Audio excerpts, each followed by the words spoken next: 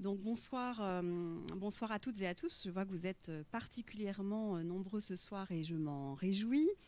Donc pour venir écouter une conférence du cycle donc les mardis de l'École des Chartes, nous en avions une la semaine dernière également. Donc une actualité de conférence particulièrement riche, comme vous l'aurez constaté sur notre site. Le principe des conférences des mardis donc, est le suivant. Il s'agit de présenter l'actualité éditoriale des anciens de cette maison. Et c'est le cas de l'une des auteurs du livre qui va vous être présenté ce soir. Donc il s'agit d'un ouvrage intitulé « La comédie française aux sources d'une histoire institutionnelle et culturelle ». Ouvrage donc, qui vient de paraître et qui est donc coécrit par donc, Agathe Sanjuan, donc, qui est conservatrice archiviste de la Comédie Française, et Martial Poirson, qui est professeur donc, d'histoire culturelle, de littérature et d'études théâtrales à Paris 8. Voilà, le campus Condorcet. Je vais vous poser la question pour savoir si vous étiez de ceux qui déménageaient au campus Condorcet, sur lequel on a désormais notre... Voilà, très bien. Voilà, donc nous faisons partie de la même maison, si j'ose dire, effectivement, par le biais de Condorcet, qui est un des avantages de ce site. Ça va être effectivement de faire monter les partenariats scientifiques et culturels. Alors ce soir, vous nous présentez tous les deux donc, ce bel ouvrage. Je vais vous céder la parole dans quelques instants, vous remerciant d'avoir accepté de nous en parler. En parcourant le résumé de l'ouvrage, j'étais évidemment frappée par...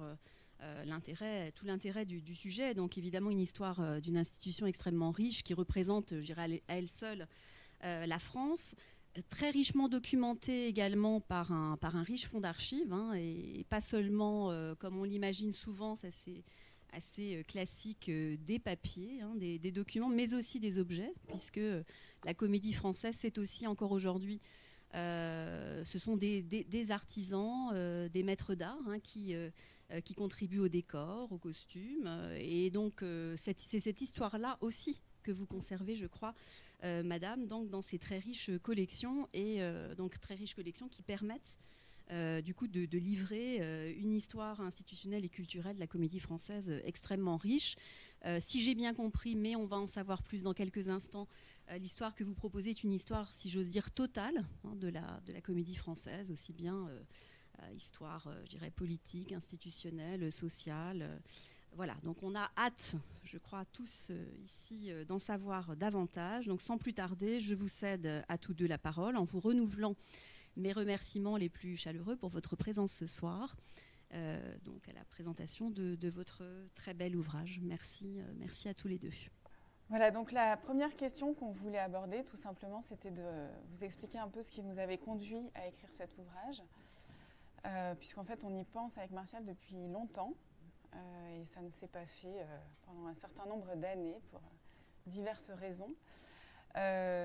Donc tous les deux, on est des historiens du théâtre, et donc c'est vrai que quand je suis arrivée dans mon poste, moi, à la Comédie Française, il y a 11 ans, j'avais du mal, tout bêtement, à avoir une vision englobante de cette histoire, parce que les publications sont nombreuses, c'est vrai, mais elles sont de deux types, je dirais. Un premier type qui est vraiment des histoires qui s'adressent au grand public, qui sont en général des ouvrages très illustrés et qui se fondent en général sur les sources secondaires, notamment la presse, qui abonde en anecdotes qui sont reprises d'ouvrage en ouvrage.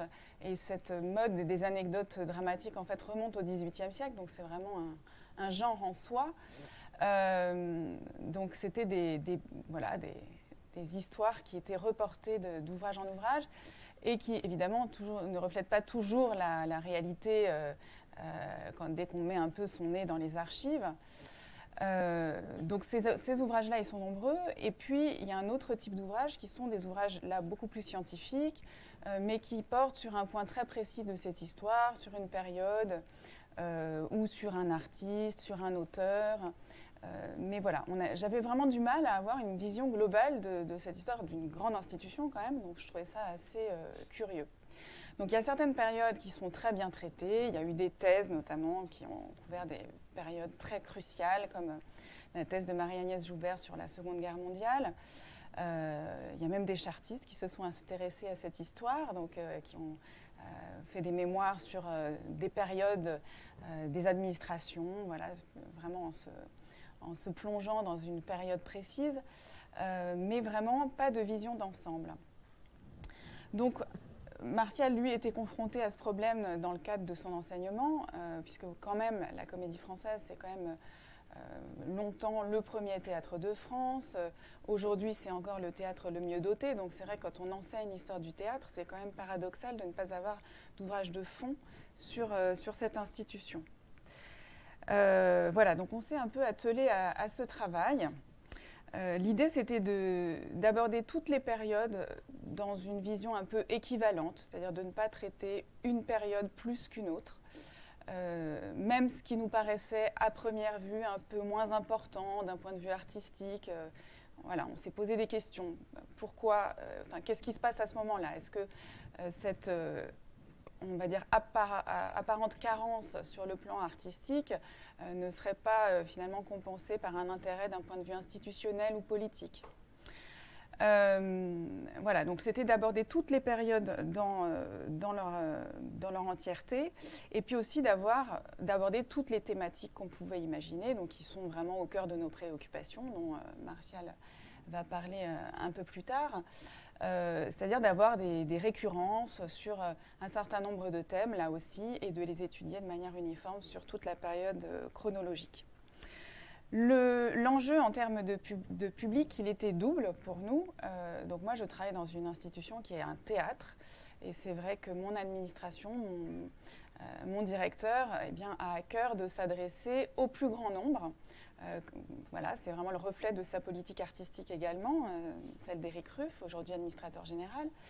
Et donc, l'idée, c'était de faire un ouvrage pour le public du théâtre, pour le public amateur de théâtre, donc d'être quand même voilà, dans un souci d'accessibilité vis-à-vis de l'information qu'on allait fournir. Mais nous, on avait aussi le souci de s'adresser aux chercheurs et aux étudiants pour justement peut-être combler un petit peu les trous de la bibliographie qu'on avait constatés et éventuellement aussi pouvoir proposer des études sur justement des périodes qui avaient été moins traitées. Moi, ce qui m'intéressait aussi en tant que chartiste, en fait, en tant que conservatrice, c'était de brasser les sources, vraiment de prendre ce temps de dépouiller de très longues séries, puisqu'on a cette chance, ça aussi je vais vous en parler, d'avoir quand même des fonds extrêmement complets, pour pouvoir justement repérer les choses qui n'avaient pas été exhumées jusque-là et qui pouvaient servir à donner des sujets à des étudiants. Et d'ailleurs, ça se vérifie dès cette année, puisqu'on a de nouveaux étudiants qui se sont présentés à la bibliothèque avec des demandes et qu'on commence à, voilà, par exemple sur la période pré-romantique, qui était une période très peu étudiée, on a des étudiants qui commencent à travailler sur ces sujets-là. Voilà, pour cette première question, pourquoi cet ouvrage? Alors évidemment, après, on s'est posé la question, mais quel éditeur? Donc là, on a essuyé en fait des refus, curieusement, sur un sujet comme celui de la Comédie Française, avec une iconographie quand même extrêmement riche. On va vous en parler aussi par la suite. Donc voilà, donc on a cherché assez longtemps avant de tomber sur le seuil, si je puis dire, parce que c'est quand même un très grand éditeur. Parce que c'est une bonne chute, oui. Voilà, mais en tout cas, les deux éditrices qui nous ont suivis ont été vraiment formidables. Donc c'est Nathalie Beau qui dirige tout ce qui est édition Beau Livre au Seuil, et Claire Lecam qui a suivi le projet éditorial. Et elles ont été vraiment formidables parce que déjà, elles nous ont donné quand même assez largement carte libre pour tout ce qui était de l'iconographie, le texte. Enfin, on a été limité bien sûr, comme toujours, mais quand même sans doute beaucoup moins que chez d'autres éditeurs. Donc c'était un vrai plaisir de travailler avec cet éditeur et je pense que ça s'en ressent aussi dans le résultat. Voilà, on était sur la même longueur d'onde. Et on a été lu avec une immense attention. Voilà, tout à fait, ce qui est aussi de plus en plus rare. Donc il y avait un vrai travail en fait sur notre texte. Ah oui, aussi une précision. Qui est aussi une originalité peut-être de notre approche, c'est qu'on ne souhaitait pas traiter l'un une période et l'autre une autre. On a vraiment écrit ensemble cet ouvrage. Donc ça a été un travail de dentelle un peu pour essayer de uniformiser nos plumes Et voilà, s'entendre sur un plan, enfin, ça a été finalement un travail essentiel, ça a été à chaque fois de découper chacun des chapitres pour qu'on s'entende bien et qu'on se répartisse les choses et qu'on harmonise ensuite notre écriture. Voilà, je vous ai un peu tout dit sur cette première question. Je passe la parole à Martial. Merci beaucoup. Alors moi, j'ai eu la chance de faire partie de ces gens que tu évoquais à l'instant, ces jeunes étudiants qui font une thèse à la Comédie Française. J'ai même été financé par la Comédie Française pour faire cette thèse il y a maintenant une petite vingtaine d'années. Donc j'avais une sorte de dette morale envers cette institution et puis aussi de grand désarroi, puisque quand je suis arrivé et que j'ai commencé à traiter les registres comptables qui ensuite ont pris une ampleur assez considérable à travers un autre projet de numérisation.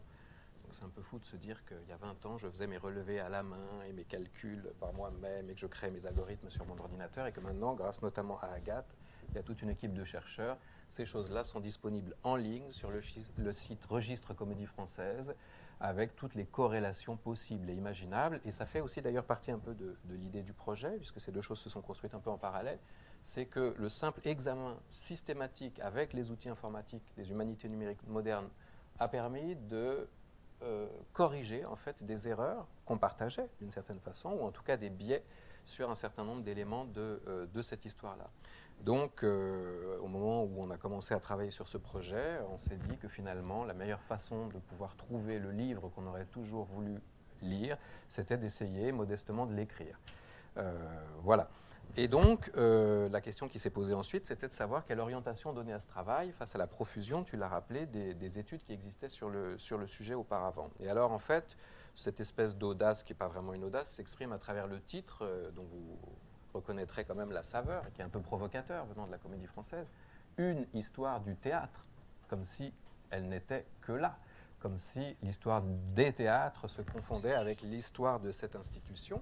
Et on a assumé finalement cette fausse provocation en considérant qu'à travers la Comédie Française, c'était encore plus vrai évidemment dans les siècles passés, mais ça l'est toujours d'une certaine façon, ça pourrait être un élément peut-être dans la discussion tout à l'heure, la Comédie Française est une sorte de carrefour. C'est le plus vieux théâtre d'Europe en activité, c'est quand même quelque chose qui mérite d'être signalé, ce qui veut dire qu'à la Comédie Française, on a eu de façon très précoce, et ça va intéresser les nombreux chartistes de l'assistance, une conscience patrimoniale très précoce. Ça veut dire que presque de tout temps, depuis les fondations, il y a un certain nombre, et bien avant que la fonction d'archiviste conservateur existe, des gens ont considéré que leurs documents de travail, que les matériaux qui constituent finalement ce que sera la représentation éphémère du spectacle, pouvaient avoir un intérêt au-delà du spectacle lui-même et survivre d'une certaine façon à cette histoire éphémère. Autrement dit, donc, s'était inventé une mémoire du spectacle qui reste encore très vivace aujourd'hui, qui s'est systématisée, qui s'est rationalisée, qui utilise maintenant des outils modernes d'inventaire, mais qui existe donc depuis les origines et qui même, d'une certaine façon, a épongé des sources qui lui préexistaient. Il y a à la Comédie Française des choses qui sont antérieures à la fondation de 1680, puisque la Comédie Française est née de la fusion de 3 troupes concurrentes, rivales parisiennes, à la demande du prince, j'y reviendrai. Donc c'est effectivement une histoire du théâtre, puisque la Comédie Française est à la fois un carrefour, un point de cristallisation, et aussi, il faut bien le reconnaître, pendant au moins un siècle et demi, la référence incontournable a dépassé. Ça ne veut pas dire que toute la création théâtrale se passait là, mais ça veut dire que toute création théâtrale se positionnait par rapport à elle.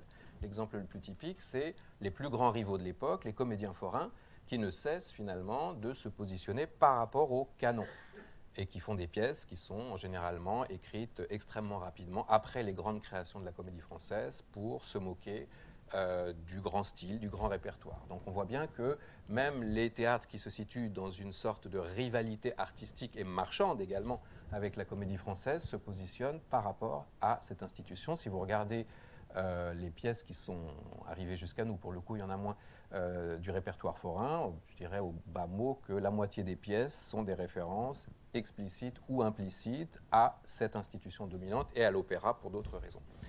Donc il y a une sorte de positionnement stratégique des théâtres par rapport à cette institution qui est demeurée finalement active au moins jusqu'en 1864, jusqu'à la liberté des théâtres, et qui ensuite s'est perpétuée sous d'autres formes. La Comédie Française, c'était aussi un tremplin pour à peu près tous les auteurs, puisque à l'époque, il faut se souvenir que l'édition théâtrale, la plupart du temps, est ultérieure à la représentation. Ce qui veut dire qu'il faut être passé par le plateau pour pouvoir prétendre à la consécration par le livre. Ce qui veut dire qu'un auteur qui n'est pas joué a de bonnes chances de ne pas être lu, en fait. Bon, c'est un peu, je veux dire, général de dire ça, mais la plupart du temps, c'est comme ça que ça se passe. Et à la Comédie Française, on a depuis toujours un comité de lecture qui est dirigé par des comédiens qui ont, à l'époque, et les archives le montrent très bien, un pouvoir absolu sur les auteurs, y compris les plus connus, qui ont le pouvoir de leur demander de modifier certaines répliques pour être plus conforme, soit au narcissisme ordinaire de l'acteur, qui veut des grandes scènes, soit à l'économie globale, à la dramaturgie du spectacle, puisqu'on a des acteurs qui sont d'immenses lecteurs et qui savent parfaitement, effectivement, ce qui, dans un texte, va pouvoir passer l'épreuve du plateau et ou non. Donc on a toutes ces... parmi les archives dont tu parleras, il y a cette trace-là. Et donc l'auteur est d'une certaine façon redevable envers l'artiste-interprète qui va servir son texte. Autre raison pour laquelle la Comédie Française est une histoire du théâtre.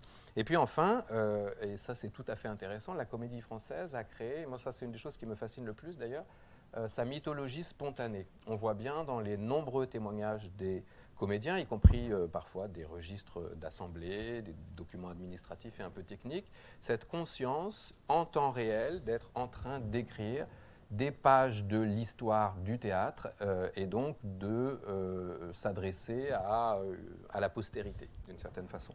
La Comédie Française crée sa mythologie spontanée qui se cristallise à travers notamment une figure tutélaire et emblématique qui là aussi reste encore très active aujourd'hui. Rendez-vous le 15 janvier prochain pour la célébrer, c'est Molière.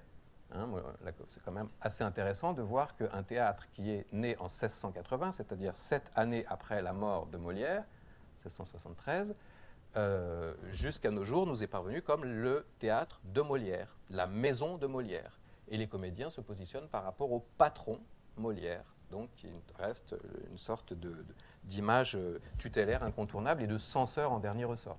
Il y a beaucoup de pièces au XVIIIe siècle qui sont des petites comédies où on voit Molière venir intervenir dans une répétition et expliquer aux comédiens qu'ils sont en train de s'éloigner finalement du jeu naturel, en train de s'éloigner du service du répertoire, et qui va finalement, littéralement, leur donner la leçon et faire un numéro de direction d'acteur. Donc la Comédie Française a réussi d'une certaine façon à fédérer, organiser et incarner cette histoire. Alors ça sera de moins en moins vrai à mesure qu'on s'approche de notre modernité, mais c'est encore dans une large mesure le cas. Il suffit de voir ce que tu évoquais tout à l'heure, les nombreuses anecdotes fascinées qui sont publiées presque quotidiennement dans la presse. On voit que la moindre déclaration de comédien, le moindre incident dans la troupe, le moindre changement de direction artistique est commenté, donne naissance parfois à des polémiques assez importantes. Voilà, donc il y a une sorte de positionnement qui reste quand même relativement central et emblématique. Et enfin, la Comédie Française est une exception française d'une certaine façon, puisqu'il y a peu, voire aucun véritablement équivalent à l'étranger de cette relation organique entre le pouvoir politique, une troupe permanente de comédiens attachés à un lieu.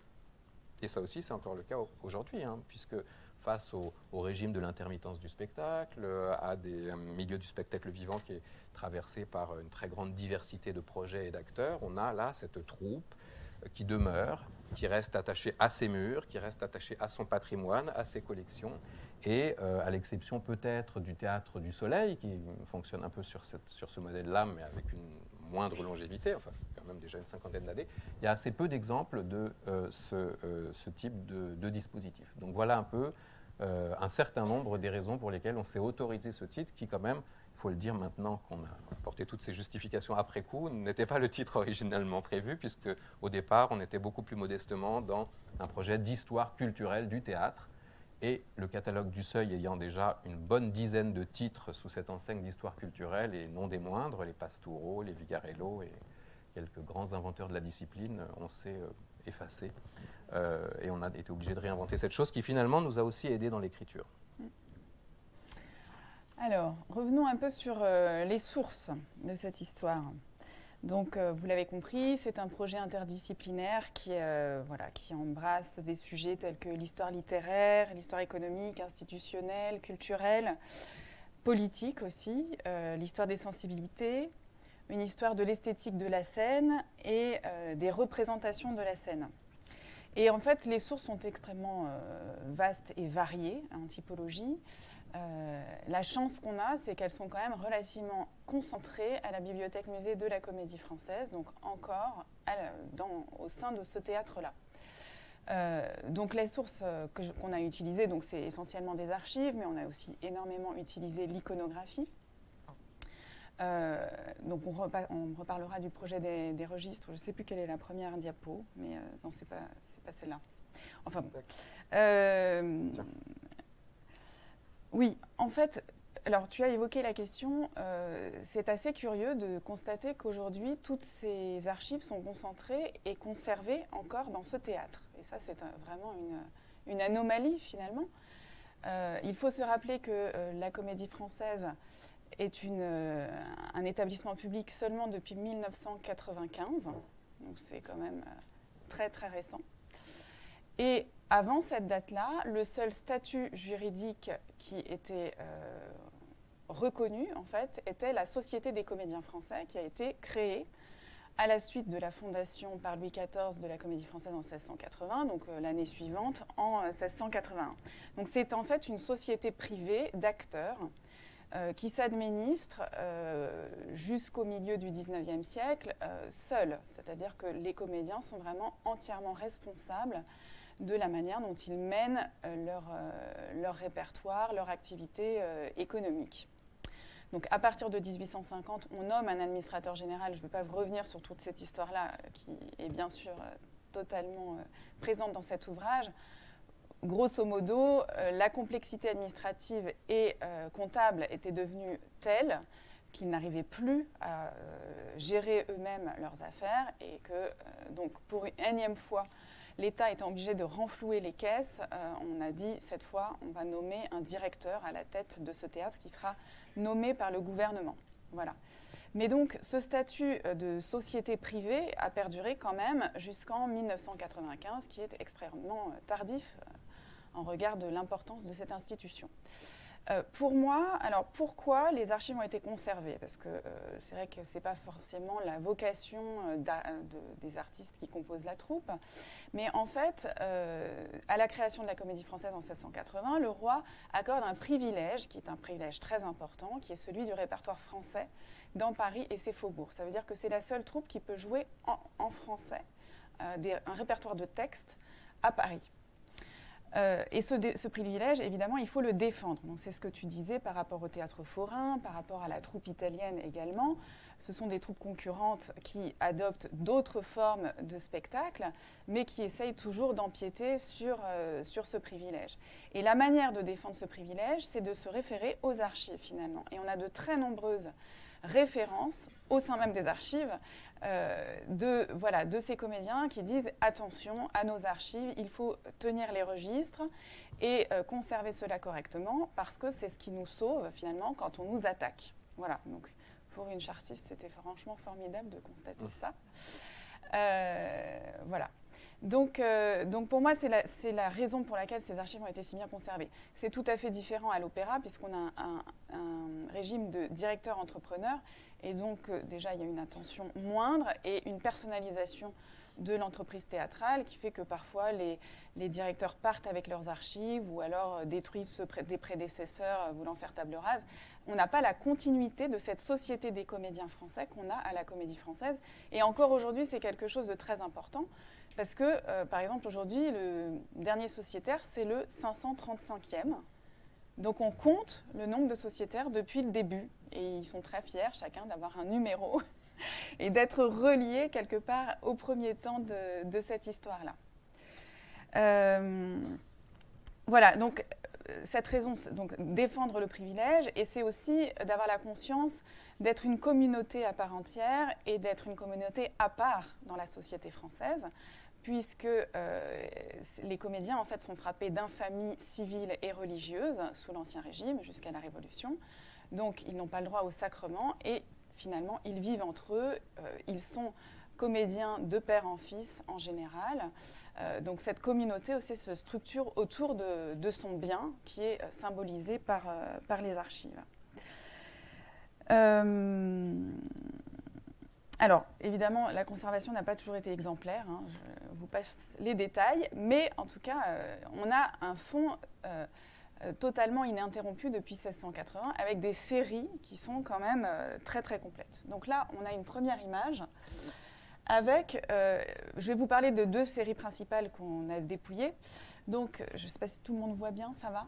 Donc l'image, c'est la série des registres journaliers. Donc ce registre donne, depuis 1680, pour chaque jour de représentation, les pièces qui ont été jouées. Donc là, on est à la veille de la fermeture de Pâques, puisque les comédiens n'avaient pas le droit de jouer pendant les jours saints. Donc il y avait quelques jours de fermeture, ce qui permettait de faire des travaux, de répéter des pièces. Donc, ce qui était très utile en fait, en termes de fonctionnement. Mais donc, ces jours de fermeture sont toujours des grandes soirées. Et on joue là la tragédie chrétienne Polyeucte, bien sûr. On est à la veille des jours saints. Et pour que les gens rentrent chez eux quand même avec le sourire aux lèvres, le port de mer d'un auteur qui s'appelle Boindin, qui est une comédie qui avait beaucoup de succès parce qu'elle se termine par un divertissement final avec musique, danse, avec des personnages totalement exotiques et un peu fantaisistes. Et donc voilà, c'est vraiment le type même de la soirée à gros succès. Donc je l'ai choisi parce que j'ai regardé tout simplement dans notre projet des registres quelles étaient les soirées les plus, à plus grosses recettes, et ça en fait partie. Donc on est en 1720. Donc un petit mot aussi sur ce projet, effectivement, auquel tu as fait allusion, qui a été extrêmement important ces 10 dernières années. Donc, qui est un projet d'humanité numérique pour lequel nous avons numérisé la totalité de ces archives. Alors, sur la période 1680-1793, le projet a été financé par l'Agence nationale de la recherche. Il y a un deuxième financement en cours pour traiter une série complémentaire et pour le poursuivre au XIXe siècle. Et à la suite de cette numérisation, les données que contiennent ces registres ont été ressaisies de manière à éviter que ensuite chaque chercheur effectivement fasse ses relevés lui-même. Et ce que tu as fait sans doute en 3 ans de travail, aujourd'hui on peut l'obtenir en quelques clics, donc c'est assez frustrant pour les gens qui ont travaillé voilà, il y a une vingtaine d'années, mais c'est évidemment totalement formidable aujourd'hui. Et surtout, ça permet de faire l'économie donc, de toutes ces études statistiques sur le répertoire, parce que ce sont des registres comptables hein, qui donnent, oui je vais un peu vite, je suis désolée, qui donnent en fait, en haut vous avez le pavé recette, donc pour chaque type de place, on vous donne pour la soirée combien de places vendues, le prix des places, la recette totale, et ensuite vous avez les frais, donc tout ce qui a été dépensé pour cette représentation précise, hein, c'est un registre journalier. Donc vous avez des frais réguliers et puis des frais extraordinaires qui sont liés à la représentation, qui se tiennent à la mise en scène ou à des circonstances particulières. Donc là, comme c'est une représentation très prestigieuse, je pense qu'il y avait des frais en plus, notamment les lustres et décorations, j'imagine, sont des choses en plus. Et les dépenses sont toujours équivalentes aux recettes, puisque le bénéfice est directement distribué entre les comédiens, suivant un système de parts. Donc c'est vraiment une société au sens propre du terme, ça tu pourrais beaucoup mieux en parler que moi. Bref, donc toutes ces données ont été ressaisies, ce qui fait qu'on peut se concentrer sur d'autres choses finalement. Maintenant, comme on peut avoir très vite quels sont les auteurs les plus joués sur une période, ceux qui font le plus de recettes, enfin toutes ces choses-là qui étaient très longues à obtenir avant, eh bien on se concentre plus sur l'exception. Donc là, ce que j'ai fait, choisir les plus grosses soirées, par exemple, pourquoi, et de voir si Polyeucte, présenté toujours à la même période, fait toujours ce type de résultats. Voilà, donc ça permet… Quelles pièces sont associées? Voilà, c'est très drôle de voir la pièce Port de Mer après Polyeucte. C'est vraiment un changement total d'ambiance, mais on comprend tout à fait pourquoi, puisqu'on est dans une période aussi au XVIIIe siècle où les spectateurs sont dans l'émotivité, on pleure à la tragédie, donc ouais, on comprend bien qu'on ne peut pas rentrer chez soi comme ça. Voilà, donc je vous invite à visiter ce site du programme des registres journaliers qui est, dont on est assez fiers et qui ont permis en fait de brasser aussi ces archives beaucoup plus rapidement que si on avait dû le faire manuellement. Voilà, donc, la deuxième série qui a été très importante pour cet ouvrage, c'est la série des assemblées et des comités. Donc là aussi, ce sont des registres qui racontent en fait au jour le jour l'histoire de cette troupe. Et ça, c'est vraiment totalement fascinant. Il y a eu d'ailleurs une thèse d'école des chartes sur les premières années de l'existence de la troupe. Puisque là, donc, par exemple, vous avez donc une première image où on vous parle. Alors habituellement, c'est plutôt des assemblées, donc on est en 1682. La plupart du temps, on lit une pièce et on discute pour savoir si on accepte ou non la pièce au répertoire de la Comédie Française. Donc là, on a un premier pavé où on a les signatures des présents, puisqu'en fait, on touche un jeton de présence à chaque fois qu'on assiste à l'Assemblée. Et puis ensuite, vous avez les affaires du jour. Donc, une question très pragmatique, comment on place le public dans les loges. Donc les loges, c'est les places les plus chères. Et en fait, on a remarqué que ceux qui arrivent le plus tôt, ceux qui sont les plus disciplinés, finalement, sont les plus mal placés parce qu'on essaye de remplir là où c'est compliqué d'accès avant de remplir les dernières places, celles qui sont plus proches du plateau. Donc on estime que ce n'est pas tout à fait juste et qu'il faut changer l'ordre de ce fonctionnement. Ensuite, vous avez une petite délibération sur des comptes qu'on doit rendre à une dame qui s'appelle Madame Mincard, qui est une espèce de gestionnaire. C'est assez mystérieux son rôle, mais en tout cas, voilà. Ensuite, vous avez la question des loges des acteurs. Donc, on prévoit pour la fermeture de Pâques de réorganiser les loges des acteurs. Et puis, en dernier lieu, les dépenses, puisqu'on est à la veille de Noël cette fois, pour le pain béni, pour la paroisse, pour la messe de minuit, pour l'offrande. Donc toute une activité aussi en lien avec la religion, bien que les comédiens soient exclus de ce système.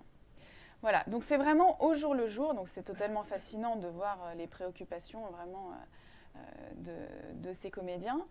Et puis évidemment de les lire sur la longue durée, ça permet de voir justement se dessiner des grandes lignes ou des préoccupations qui reviennent très souvent, qui produisent des textes réglementaires qui se répètent, donc ça veut dire qu'ils ne sont pas observés. Voilà. Donc c'est vraiment le travail de fond qu'on a fait en termes d'archives. Voilà. Alors la page suivante, c'est quand donc tous les premiers temps, toutes les premières décennies, on n'a que des registres d'assemblée, puisque l'organe exécutif, c'est l'Assemblée générale, avec tous les comédiens. À partir de 1766, on a un comité restreint, qui va être un comité donc exécutif, de comédiens toujours. Ce sont toujours les comédiens qui sont à la manœuvre. Et alors là, j'adore cette page-là, puisque c'est le premier registre qui concerne ce comité, et la première page, et c'est la liste des emplois des comédiens au sein de ce comité. Et donc, quand on fait l'équivalent avec aujourd'hui, c'est totalement hallucinant, parce que Lequin, qui est le plus grand comédien de tragédie de ces années-là, qui est vraiment le grand créateur des pièces de Voltaire, c'est vraiment la star absolue à Paris, il est l'équivalent aujourd'hui d'un directeur général des services, d'un agent comptable et d'un gestionnaire de la caisse de retraite. Il gère tout ça à la fois. Ensuite, vous avez Bellecour qui s'occupe des décors, Préville, mon chouchou, qui est l'archiviste, et oui, il était l'archiviste, qui est l'acteur aussi, le plus grand acteur de comédie du XVIIIe siècle. Et il est aussi responsable du contentieux, forcément, on comprend le lien entre archives et contentieux. Déjà. Brizard est directeur des bâtiments. Mollet est responsable de la relation avec les auteurs, la billetterie, le chauffage et l'éclairage, donc un poste stratégique. Et Dauberval s'occupe de la musique de l'orchestre, du ballet et des fournisseurs pour les costumes. Voilà, donc ça vous donne un peu une idée d'une équipe extrêmement resserrée, administrative, qui est donc le personnel artistique qui prend en charge des fonctions qui aujourd'hui sont occupées par, je sais pas, une cinquantaine de personnes. Voilà, je te laisse continuer, Martial. Merci. Alors, à partir de là, donc, beaucoup de choses ont été évoquées. Vous avez compris qu'il y a 4 grandes lignes de force dans chaque chapitre.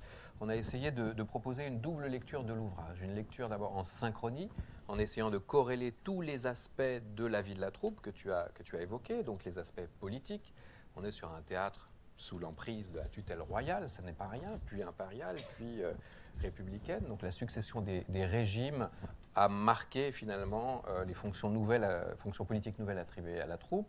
qui a toujours eu finalement un rôle de mission d'ambassade. Et c'est très intéressant de voir que dès le XVIIIe siècle, on organise des grandes tournées jusqu'en Russie pour essayer de valoriser une certaine vision de la culture française.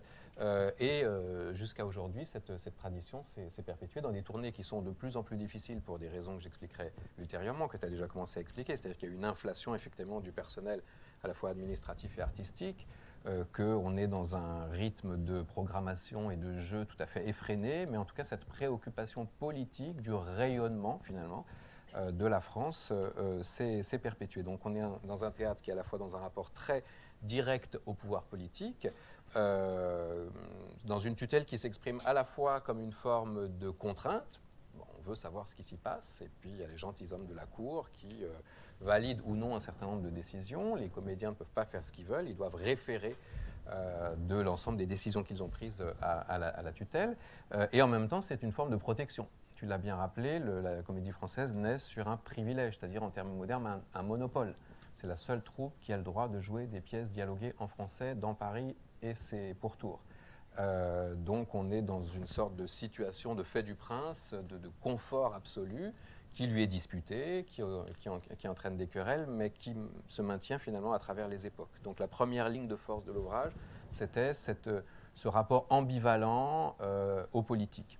La deuxième ligne, c'était la question des enjeux esthétiques. Et là, de nouveau, on retrouve finalement une grande partie de l'histoire du théâtre. Tu parleras tout à l'heure de la notion d'avant-garde, mais la Comédie Française, il faut bien l'avoir à l'esprit, et c'est quelque chose qui doit être encore réaffirmé aujourd'hui, et dont on a d'ailleurs la preuve à travers l'actuelle administration, qui est très très ambitieuse sur le plan artistique. C'est un théâtre d'avant-garde, c'est un théâtre d'expérimentation, c'est un théâtre qui, à chaque époque, doit essayer. Et parfois, elle n'y arrive pas. C'était un des aspects parfois déceptifs du livre. Sur certains chapitres, on voit qu'effectivement, il commence un petit peu à se démarquer de ce qui se fait, que certains auteurs commencent à s'en détourner parce qu'on est temporairement dans un endroit qui est identifié, à tort ou à raison, comme peut-être plus conformiste ou moins courageux dans ses choix esthétiques. Mais en tout cas, il y a toujours cette exigence et cette recherche de la nouveauté. Et en même temps, et c'est là toute l'ambivalence de la troupe, et plus on avance dans le temps, plus c'est difficile, puisque le patrimoine à gérer ne cesse d'augmenter, vous savez tous ça très bien ici, et qu'en même temps, on doit continuer à repérer, identifier, avoir une certaine de sagacité pour essayer de trouver ce qui se fait de meilleur. Donc on a, en fait, ce n'est pas vraiment une contradiction, mais en tout cas une tension entre l'exigence patrimoniale de réactivation du répertoire notamment, donc une série de pièces, on est à plus de 3000 aujourd'hui que la Comédie Française statutairement doit rejouer régulièrement, donc vous voyez déjà le problème, rejouer 3000 pièces, ça prend plusieurs années de programmation à raison de entre 8 et 12 créations par an, il faut quasiment un demi-siècle pour reprendre l'ensemble du répertoire. Et si on essayait avec vous de jouer au jeu des devinettes sur les 10 auteurs les plus joués du répertoire, je pense que même de bons amateurs éclairés du théâtre et de l'histoire du théâtre constateraient que des gens comme Dancourt, comme Régnard, comme Détouche sont partiellement, et à tort d'ailleurs, j'en profite pour le dire, éclipsés. Allez voir les soirées particulières, les journées particulières, qu'organise Agathe régulièrement pour justement nous remettre dans les conditions de représentation de spectacles qui à l'époque étaient parfois d'immenses succès. Et à juste motif. Donc il y a à la fois cette question de la gestion et de la valorisation du patrimoine, et en même temps cette question de la prise de risque et de la recherche des nouveaux talents, quitte à parfois essuyer des échecs tout à fait monumentaux qui font aussi partie de l'histoire de la maison. Et on est encore aujourd'hui dans ce point de tension. La troisième dimension, c'est la dimension organisationnelle. Tu l'as rappelé, la Comédie Française, c'est d'abord et avant tout une société de comédiens. Et société, ça prend un sens qui est très moderne finalement. C'est comme une société dans une entreprise privée, c'est-à-dire que chaque comédien constitutif de la troupe investit son propre patrimoine dans ce système d'action très très complexe qu'on ne peut pas vraiment développer très en détail aujourd'hui, mais qui en gros donne droit à un certain nombre d'éléments de rétribution. Donc les comédiens sont constitutifs sur leur fonds propre finalement de cette organisation, et ils sont aussi décisionnaires en premier chef. Et ça c'est très fascinant de voir que la Comédie Française en 1680, c'est ce que de nombreux collectifs d'artistes essayent parfois avec beaucoup d'échecs de recréer aujourd'hui, c'est-à-dire les collectifs d'artistes, c'est un système d'autogestion.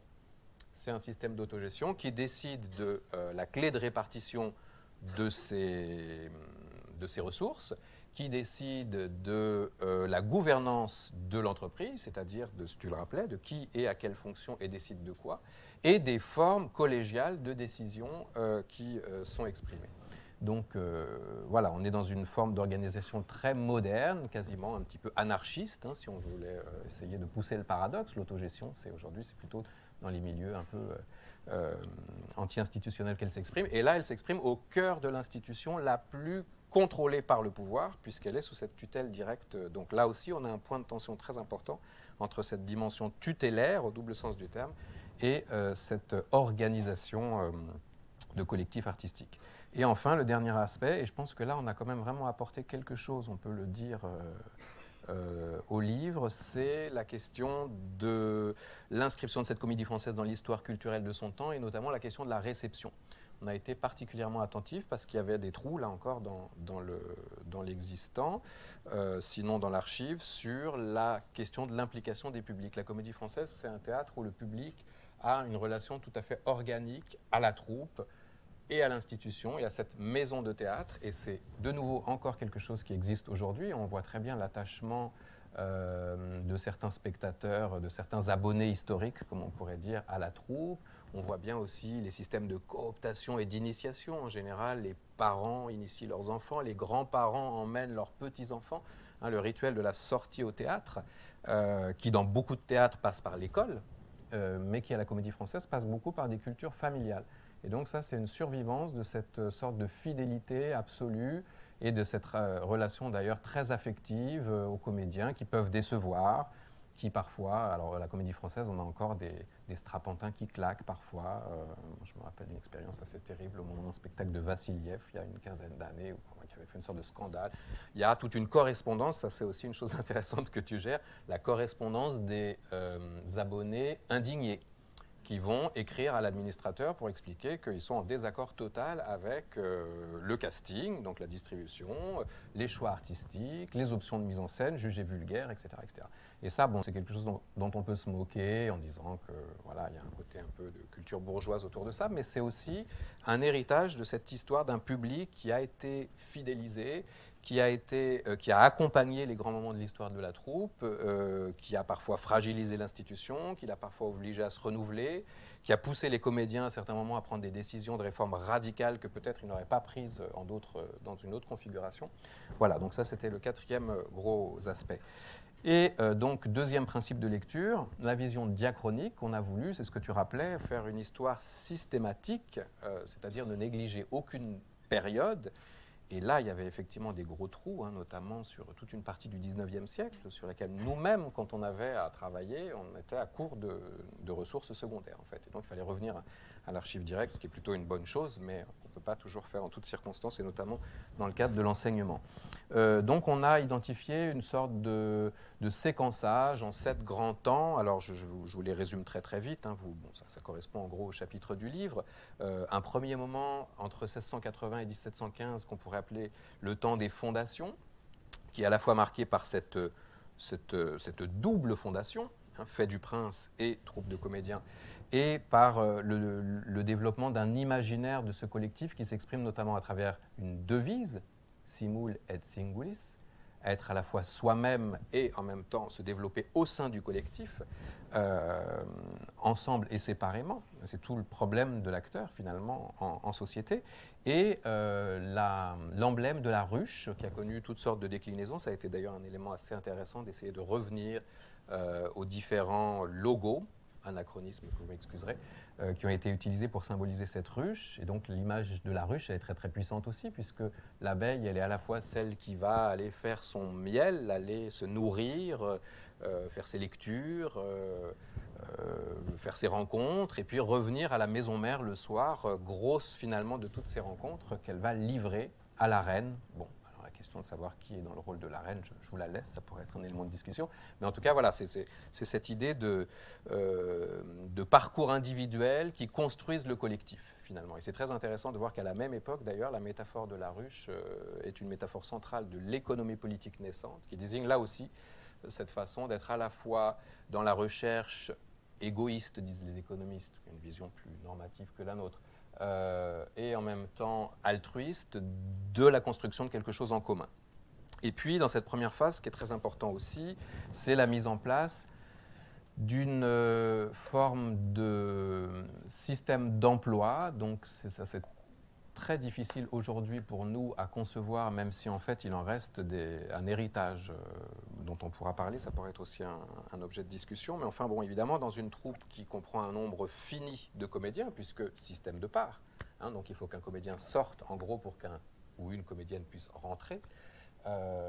Eh bien, on rentre à un certain type de fonction. Donc l'emploi, ce n'est pas tout à fait le personnage, mais ça en relève d'une certaine façon. Ce n'est pas tout à fait le type au sens de la commedia dell'arte, ils sont une sorte de fonctionnalité comique, mais ça en relève également. C'est une place à l'intérieur d'un ensemble de rôles qui sont présents dans le répertoire et qui, finalement, ne changeront pas, quelles que soient les caractéristiques biographiques du comédien. Exemple typique, on peut jouer les jeunes premiers jusqu'à l'âge de la retraite. À l'époque, ça ne pose aucun problème. Aujourd'hui, ça serait plus difficile, puisqu'on est héritier d'une vision vériste, où il faut qu'il y ait une sorte de correspondance relative entre l'apparence physique du comédien et le personnage qu'il incarne. Donc on voit très bien que dans ce système d'emploi, on est vraiment dans une vision totalement conventionnelle, où le comédien tient son emploi en fonction de ses qualités de jeu, beaucoup plus que d'un rapport de vraisemblance, finalement, au personnage qu'il incarne. Donc ça, c'était une chose intéressante à relever. La période suivante, 1715-1789, est une période de lutte, en fait. Et c'est très intéressant de voir que, très rapidement, la Comédie Française, en dépit de ces solides piliers sur lesquels elle s'est édifiée, doit en permanence faire la preuve de son excellence, traverse des grands moments de passage à vide, en particulier dans les années 1730, où il y a une sorte de désertion de la salle par justement ce public, où la question de savoir si on n'est pas en train de tomber dans une routine théâtrale se pose. Et donc les comédiens déjà à l'époque se demandent finalement s'ils ne sont pas en train un petit peu de s'appuyer sur les lauriers de ce patrimoine glorieux. Et donc très, très tôt, on voit que la problématique de l'institution est à la fois de perpétuer des traditions sans lesquelles elle n'existe pas en tant qu'institution, et en même temps de les déplacer, sinon de les déplacer. Et puis on voit arriver aussi des grandes figures à cette époque de réformateurs. Tu citais Lequin qui est à la fois un immense compilateur d'archives, puisqu'il a inventorié à peu près toutes les ressources qui faisaient déjà partie du patrimoine de la troupe à cette époque-là, mais il a également commencé à se poser la question de savoir si finalement ça ne serait pas intéressant d'essayer de produire des costumes qui ne soient pas simplement des costumes fastueux destinés à montrer la magnificence du comédien, de la comédienne ou de leur mécène, mais des costumes qui soient plus en adéquation avec l'univers de la fiction, finalement, tel que la pièce l'a défini. Donc, qu'est-ce qu'on fait quand on veut jouer un prince ottoman, qu'est-ce qu'on fait quand on veut jouer un empereur romain, etc., etc. Donc il y a le début d'une réflexion sur l'historicisation, si on peut dire, du costume. Et puis à partir du moment où on commence à réfléchir sur le costume, il faut s'interroger aussi sur le décor. Et là encore, finalement, à l'époque, on est dans un décor qui fonctionne à minima, on recycle des éléments, on essaye de, c'est encore un peu le cas aujourd'hui d'une certaine façon, mais de voir comment on peut optimiser un certain nombre de ressources. Et puis tout à coup, on se rend compte que ce décor, il faudrait peut-être qu'il soit un peu plus cohérent et qu'on ne peut pas simplement se contenter d'agencer des éléments, soit fabriqués, soit repris d'autres spectacles, qu'il faut penser l'unité globale du tableau. Donc il y a une immense réflexion en fait sur la mise en scène, en fait, même si le terme n'existe pas encore à l'époque. Je pense qu'on peut vraiment dire qu'on a déjà une sorte de conscience de ce qu'on appellera bien plus tard la mise en scène chez la plupart des grands comédiens de cette époque-là. Ensuite, on a une époque de troubles, 1789-1815, troubles et refondations, puisque à la fois on a la suppression provisoire du privilège, à la faveur donc, de la loi de liberté des théâtres de 1791. On a également la fondation du statut civique du comédien, donc c'est la fin de ce régime de la honte, de ce régime d'excommunication qu'évoquait Agathe tout à l'heure. Et on a en même temps le principal incident de carrière dans l'histoire de la troupe, puisque à la faveur des événements révolutionnaires, la troupe se scinde en deux.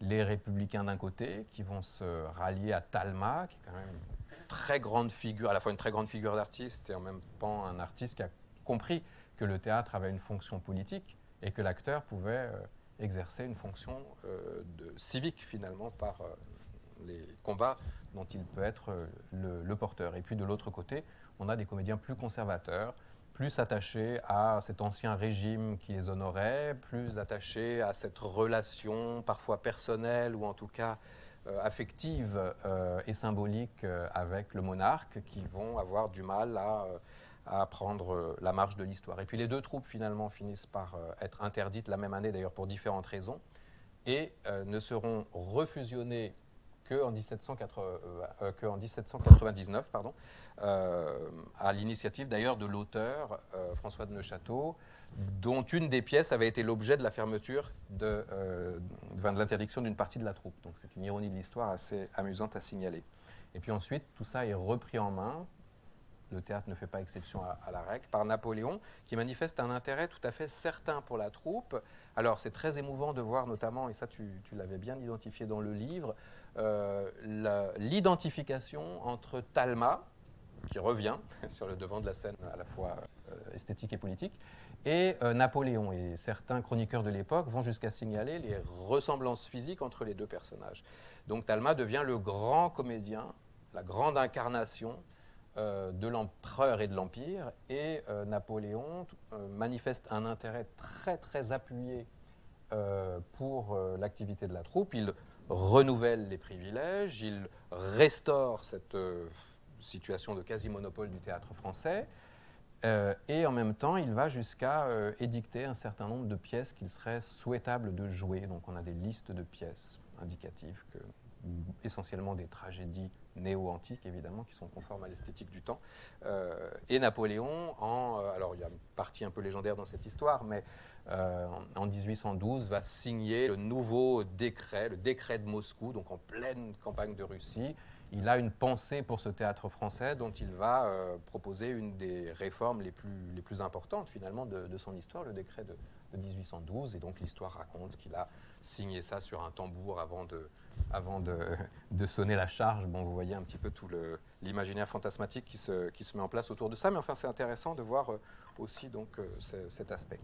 Le 19e siècle sera un siècle beaucoup plus ambigu où à la fois progressivement, tu évoquais la charge de travail des comédiens qui fait que finalement cette utopie de l'autogestion devient partiellement impossible par les comédiens qui ploient sous la charge, qui se plaignent finalement, et ça c'est quelque chose qui est assez touchant pour nous aujourd'hui puisqu'on fait un peu la même chose, d'avoir des tâches administratives tellement importantes que finalement ils n'ont plus le temps de se consacrer à leur art, vous voyez un petit peu le problème, et qui vont finir par déléguer une partie de la gouvernance de la troupe à ce fameux administrateur général qui naît donc en 1850 et qui montre que progressivement on va externaliser une partie des décisions et que ce rapport direct à la tutelle va être augmenté, enrichi d'un intermédiaire qui se trouvera dans les murs. L'administrateur, c'est à la fois d'une certaine façon le représentant de la société des comédiens et en même temps le représentant de la tutelle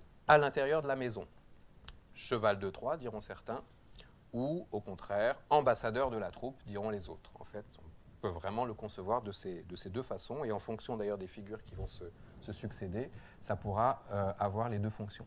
Et alors là, il y a un débat intéressant qui est encore actif aujourd'hui sur le fait de savoir si cet administrateur doit être, et ce n'est pas le cas au début, un comédien de la troupe, donc figure désignée par la troupe, ou s'il doit être au contraire un membre désigné par les services centraux de l'administration publique. Et puis le deuxième débat, qui est en fait connexe, c'est de savoir si du coup il doit être artiste lui-même, pas forcément comédien, il y a eu des écrivains notamment, des grands écrivains qui ont été administrateurs généraux, ou s'il doit être un gestionnaire, donc avoir des compétences purement techniques. Voilà, et c'est des choses dont on retrouve encore la trace dans un certain nombre de discussions aujourd'hui. Je passe rapidement, donc, les deux dernières périodes, 1850-1918. Alors, dans cette période-là, on a à la fois une sorte de starification Bon, en fait, la starification existe depuis toujours. Tu évoquais des Tréville, des grands comédiens dès le XVIIIe siècle. On a d'immenses interprètes. Mais ce qui change au XIXe siècle, enfin en tout cas dans la dernière partie du XIXe siècle, le dernier tiers, c'est peut-être la médiatisation, voire la surmédiatisation de certaines figures, qui va en partie menacer cette union sacrée de la troupe, cette cohésion et cette cohérence des talents individuels qui doivent s'effacer devant la création collective. Et on voit que certains acteurs vont jouer sur toute l'ambiguïté de cette chose-là en allant négocier des tournées mondiales hors Comédie Française, en démissionnant de la Comédie Française pour mieux y revenir avec un meilleur statut. Enfin voilà, il y a tout le début d'une sorte de stratégie de gestion de carrière qui va en partie fragiliser cette grande utopie qui est peut-être la raison principale, hein, enfin on pourra en débattre, mais de la longévité de cette institution, portée par un collectif d'artistes. Et puis une chose émouvante de cette période, enfin de la fin de cette période, c'est toute cette ce grand moment du théâtre aux armées, donc les comédiens français qui vont s'investir sur le champ patriotique en allant restaurer le moral des troupes dans les zones de combat. Il y a toute une institution, en fait le théâtre aux armées c'est une institution hein, avec des grandes tournées qui s'organisent en marge des batailles pour essayer de soutenir le moral des soldats. Donc on voit bien là aussi à travers cet exemple l'immense ferveur finalement qui est la conséquence directe de cette starification d'acteurs qui par leur aura, qui par leur prestige vont être capables de remotiver le soldat. Le XXe siècle, c'est, si on résume, hein, vous voyez que c'est vraiment à très très gros traits, c'est le moment à la fois d'une sorte de cristallisation du style comédie française. On est dans une époque tout à fait différente des siècles précédents, puisque la liberté des théâtres a été votée en 1864, pardon pour cette omission, j'aurais dû en parler bien avant. Donc à partir de ce moment-là, n'importe quel entrepreneur de spectacle peut se lancer dans n'importe quelle administration d'institutions culturelles. Donc on a une profusion, une multiplication des théâtres qui vont être accompagnés en plus au cours du XXe siècle par une politique publique de plus en plus ambitieuse. Et du coup, la comédie française n'a plus le monopole de l'avant-garde.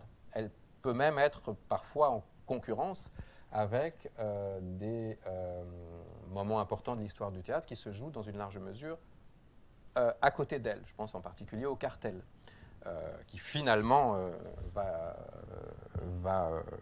partager en partie le destin de la troupe, mais qui va se créer à l'origine comme un collectif de metteurs en scène qui revendique le fait d'être une entreprise privée, de se mutualiser pour pouvoir développer des formes innovantes en dehors de l'institution publique.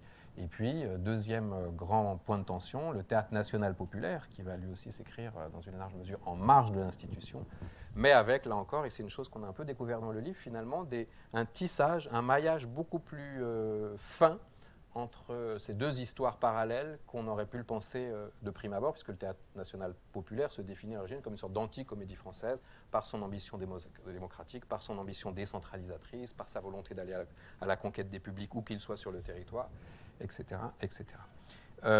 Et puis, on a aussi toute une histoire intéressante de la relation, et c'est encore le cas aujourd'hui, avec le grand voisin qui est le théâtre de l'Odéon, qui est aussi un lieu d'avant-garde, qui est aussi un lieu d'excellence et qui, du coup, va... et qui a été le théâtre de la Comédie Française. Oui, aussi, voilà. C'est le seul bâtiment qui a été construit pour la Comédie Française. En fait, c'est le vrai lieu de mémoire de l'institution. Voilà, mais c'est celui qui a été occupé le moins par la Comédie Française, paradoxalement. Pour des raisons historiques. En fait. Oui. Ouais. Voilà, et puis on arrive donc à la période actuelle. Alors là, on était un petit peu dans nos petits souliers, puisqu'on a commencé à parler de gens vivants, parfois même de collègues directs, surtout pour Agathe.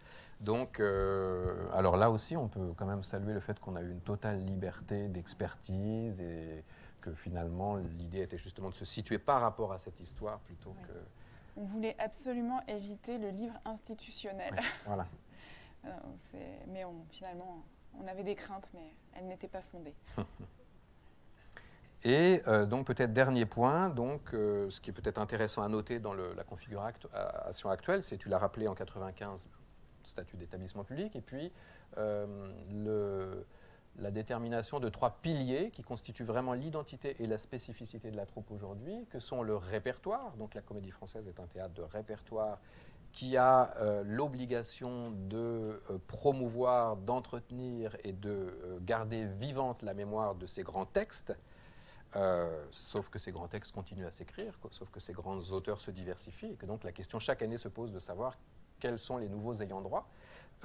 C'est également une troupe, donc on a conservé ce principe primordial du collectif d'artistes constitutif, et c'est enfin une alternance, c'est un des seuls théâtres, sinon le seul, où vous pouvez avoir en même temps une dizaine de spectacles joués conjointement, en alternance chaque soir, voire parfois le week-end 2 fois dans la journée, des pièces différentes.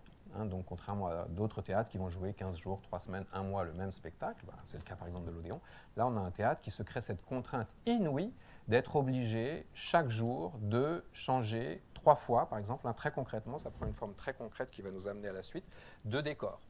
Vous avez un premier service de machiniste qui va démonter au petit matin le décor de jeu du soir pour pouvoir préparer la répétition de l'après-midi. Vous avez un deuxième service qui va démonter le décor de répétition pour préparer le décor du soir. Vous avez un troisième service qui va faire jouer le décor du soir dans le cadre de la représentation, et ainsi de suite. Hein, donc vous avez chaque jour cette activité effrénée, toutes ces professions techniques en fait, d'accompagnement de la création. Et pourquoi s'imposer une telle contrainte, qui est parfois d'ailleurs disputée, voire le dernier rapport de la Cour des comptes qui disait mais finalement on pourrait faire des économies en s'alignant sur la concurrence et en ne jouant qu'un spectacle à la fois, parce qu'en fait, sans ça, il n'y a plus rien du reste. C'est-à-dire qu'on a vu déjà la difficulté de jouer le répertoire, petite partie du répertoire. Si on joue une pièce pendant 1 mois, on ne joue plus rien du répertoire. Si on ne joue qu'une pièce par mois, on ne distribue plus la troupe. Plus d'une 60aine de comédiens à faire jouer en continu. Et surtout, si on ne joue plus une pièce différente chaque soir, on ne permet pas aux étrangers, aux provinciaux, aux Parisiens de passage de pouvoir avoir en permanence, en temps réel, l'offre maximum de spectacles sur une période aussi courte que possible. Hein, donc finalement, ces 3 piliers, ce que l'administrateur général appelle les 3 piliers, sont évidemment dans une relation organique les uns aux autres. Voilà, je m'arrête, j'ai parlé déjà assez longtemps. Alors, j'enchaîne sur l'iconographie. Donc, on a choisi un nombre d'images très restreint, évidemment. Mais non, peut-être la suite. Mais voilà, donc on a eu la chance de pouvoir avoir beaucoup de place pour l'iconographie. Donc, on a à peu près 230 documents. Donc, on a souhaité avoir une variété de types de documentation iconographique. Donc vous avez évidemment des documents d'archives, ça me souciait particulièrement parce qu'on leur fait finalement peu de place dans les livres illustrés. Mais voilà, pour les documents très importants, on a souhaité les reproduire. Et puis donc toutes ces œuvres absolument incroyables qu'on conserve à la Comédie Française, les peintures, les sculptures, les documents graphiques, les estampes. Donc beaucoup de choses sont présentes. Et aussi, dans la manière d'écrire le livre, pour moi, ce qui était très important, c'est vraiment d'entremêler le texte avec les légendes. C'est-à-dire que chaque document fasse partie intégralement du raisonnement. Et ça aussi, on a eu beaucoup de chance avec nos éditrices parce qu'elles nous ont laissé faire ça. Donc, mais à tel point qu'on se disait, si jamais un jour on devait sortir ce livre en poche, ce qui serait formidable, il faudrait réécrire en fait une partie, parce que vraiment c'est très interconnecté. Et voilà. Et donc là, j'ai choisi cette image parce qu'on a fait une petite place aussi à la caricature, qui, moi, me semblait très importante parce que finalement, c'est une synthèse parfois de toute une époque, de tout un contexte. Et ce sont des images qui ne sont plus du tout lisibles par le public d'aujourd'hui parce que justement, elles sont très référencées et que le grand public n'a pas forcément en tête tout l'arrière-plan. Donc voilà, par exemple, celle-ci, qui me plaît beaucoup. C'est une caricature en fait du critique littéraire Geoffroy, qui a fait un peu la pluie et le beau temps pendant toute la première partie du XIXe siècle par rapport à la création théâtrale. Et c'est en fait une caricature de son omnipotence et des efforts désespérés que font les acteurs, et là en l'occurrence les actrices, pour essayer de l'amadouer. Donc il est juché sur alors vous voyez sans doute pas, mais sur un tas de feuilles qui sont en fait les feuilles de son feuilleton dramatique, puisqu'il écrit dans le journal des débats. Il a fait fuir le génie de Voltaire qui s'enfuit avec sa petite trompette, puisque c'est un ancien monarchiste et qu'il honnie absolument la philosophie des Lumières, qui d'ailleurs gît complètement éparpillée au pied de son bureau. Et puis, donc, on a ces deux comédiennes qui sont Mademoiselle Volney et Mademoiselle Georges, qui essayent donc de l'amadouer par des biais divers. Donc, Mademoiselle Georges est venue avec son pâtissier et lui offre un pâté d'Amiens, puisqu'en fait, elle a fait ses débuts à Amiens, donc elle offre la spécialité culinaire du lieu de ses débuts. Et Mademoiselle Volney tente de lui offrir une couronne théâtrale. Donc évidemment, sa bibliothèque reflète ses intérêts personnels pour la religion, puisqu'il a hésité entre les deux carrières, la gastronomie et l'œnologie. Donc visiblement, les actrices ont déjà offert un certain nombre de bouteilles. Il y a le vin de Volney et le Clos Saint-Georges, bien évidemment. Voilà, donc quelque part, expliquer cette image, ça permet tout de suite d'avoir une vision du contexte et de cette nouveauté qui est l'importance des critiques littéraires qui vont avoir de plus en plus de poids au XIXe siècle. Donc Geoffroy est un critique particulièrement redouté des comédiens, effectivement, mais bon, en tout cas, il base ses interprétations sur des analyses quand même relativement objectifs, en tout cas qu'on peut objectiver aujourd'hui, tandis que d'autres sont vraiment dans la caricature du comédien, dans la propagation des fausses nouvelles et de certaines choses qui sont beaucoup moins reluisantes.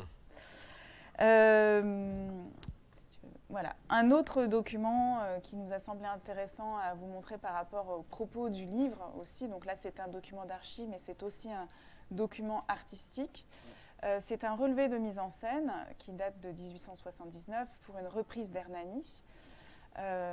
Et en fait, c'est une époque où l'administrateur, qui est Émile Perrin, d'ailleurs c'est une mise en scène d'Émile Perrin, cet administrateur va mettre à l'honneur la mise en scène. Donc on en a déjà parlé, c'est quelque chose, la mise en scène qui, pour nous, naît au XVIIIe siècle avec cet acteur Lequin qui va vraiment mettre l'accent sur l'ordonnancement du plateau, sur la manière notamment dont on organise la figuration, puisqu'il n'est pas question de donner des directives aux grands acteurs, mais en tout cas de savoir comment les soldats ou les serviteurs s'organisent sur le plateau, c'est extrêmement important.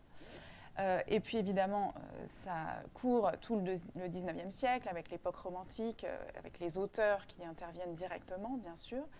Et alors là, en dehors de la Comédie Française, ça se développe à la fin du XIXe siècle sur d'autres théâtres. Donc c'est là aussi où, je vais aborder cette question de l'avant-garde, mais où la Comédie Française se fait un petit peu distancer. Et Émile Perrin est une personnalité très intéressante parce que, comme certains de ses prédécesseurs, il est totalement resté dans l'esthétique romantique.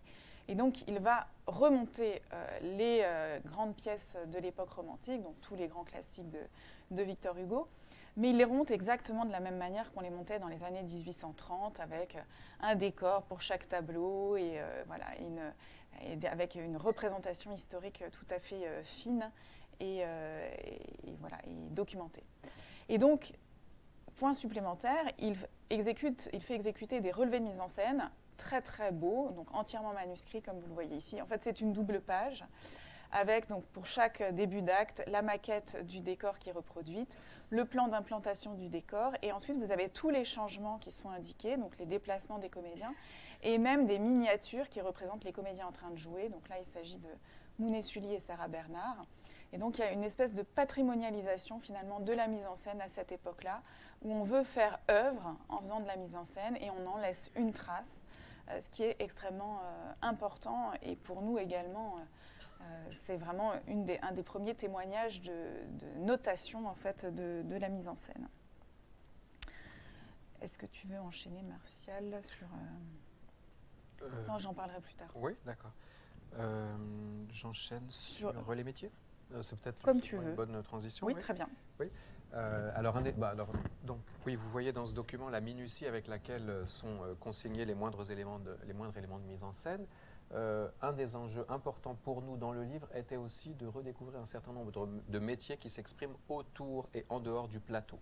De rendre justice, je l'évoquais tout à l'heure, à cet artisanat d'art qui est aussi le théâtre français, puisque le théâtre français, c'est 400 personnes, et que parmi ces 400 personnes, il y a une soixantaine de comédiens.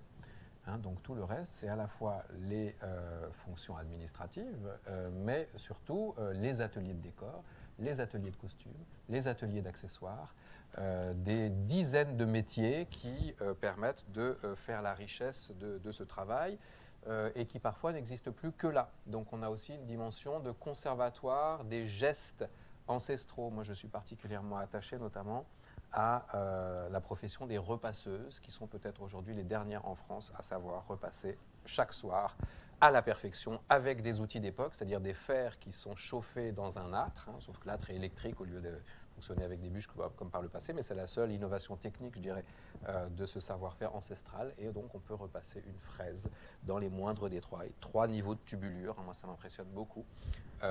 Voilà, donc vous voyez un métier totalement invisible, hein, c'est un peu la mode aujourd'hui de parler des professions invisibles, mais là on a vraiment une profession invisible et qui en même temps est parfaitement visible sur le corps du comédien et auquel en partie les archives rendent justice à travers donc toute une démarche de patrimonialisation de tout ce qui n'est pas réductible ni au génie créateur de l'auteur, ni à l'inspiration divine de l'artiste-interprète sur le plateau, mais à justement tous ces faire-valoir auxquels parfois il leur arrive de rendre justice au moment des saluts. Ça se pratique encore à la Comédie Française, on le voit de moins en moins dans d'autres théâtres et c'est vraiment dommage, le geste de salut aux régies. Les régies lumière, les régies son, tous ces métiers qui ont fait aussi l'histoire du théâtre. Hein. Il y a des grands moments où l'innovation et l'invention artistique passent par des trouvailles techniques. Je pense qu'on ne pourrait pas parler aujourd'hui de Marivaux aussi bien qu'on en parle sans la façon dont dans les années 70, tout à coup, on s'est mis à inventer un Marivaux sombre, un Marivaux funèbre, en lieu et place du Marivaux virevoltant, précieux, marivaudien, éloge de la chair et du badinage. Hein. Ça, c'était la vision qu'on avait jusque dans les années 70, qui d'ailleurs avait en grande partie éclipsé cet auteur, qui était devenu d'une certaine façon un auteur un peu divertissant. Et tout à coup, vous avez des metteurs en scène qui utilisent des éclairagistes, qui vont dire mais non, mais on peut faire tout ça en contre-jour. Et tout à coup, ça révèle en fait cette dimension extrêmement inquiétante des textes marivaudiens. C'est à la fausse suivante, hein, qui est vraiment la lutte des classes, si on peut dire. La lutte des classes et la lutte des sexes. Qui est d'une très grande brutalité, où finalement cette virtuosité de langage cache des rapports de force qui sont extrêmement puissants. Et tout ça, ça peut se métaboliser, se matérialiser par un éclairage de scène un peu crépusculaire qui permet de rendre justice à cet autre Marivaux sombre que, en particulier, le théâtre français a permis de redécouvrir. Donc vous voyez bien que ce qui est intéressant, c'est le tissage entre des professions artistiques, des métiers, des savoir-faire, des directions politiques, des éléments de contexte et des publics qui vont, à chaque époque, jouer ou non le jeu, comprendre ou non la dimension avant-gardiste dont tu vas peut-être maintenant pouvoir parler. Oui, alors on en a déjà pas mal parlé avec les conflits entre les différentes troupes au XVIIIe siècle. Nous, c'était vraiment quelque chose qu'on voulait vraiment suivre dans le temps, c'était la notion d'avant-garde et la manière dont la Comédie Française se positionne par rapport à ces questions de l'invention d'un art en train de se faire.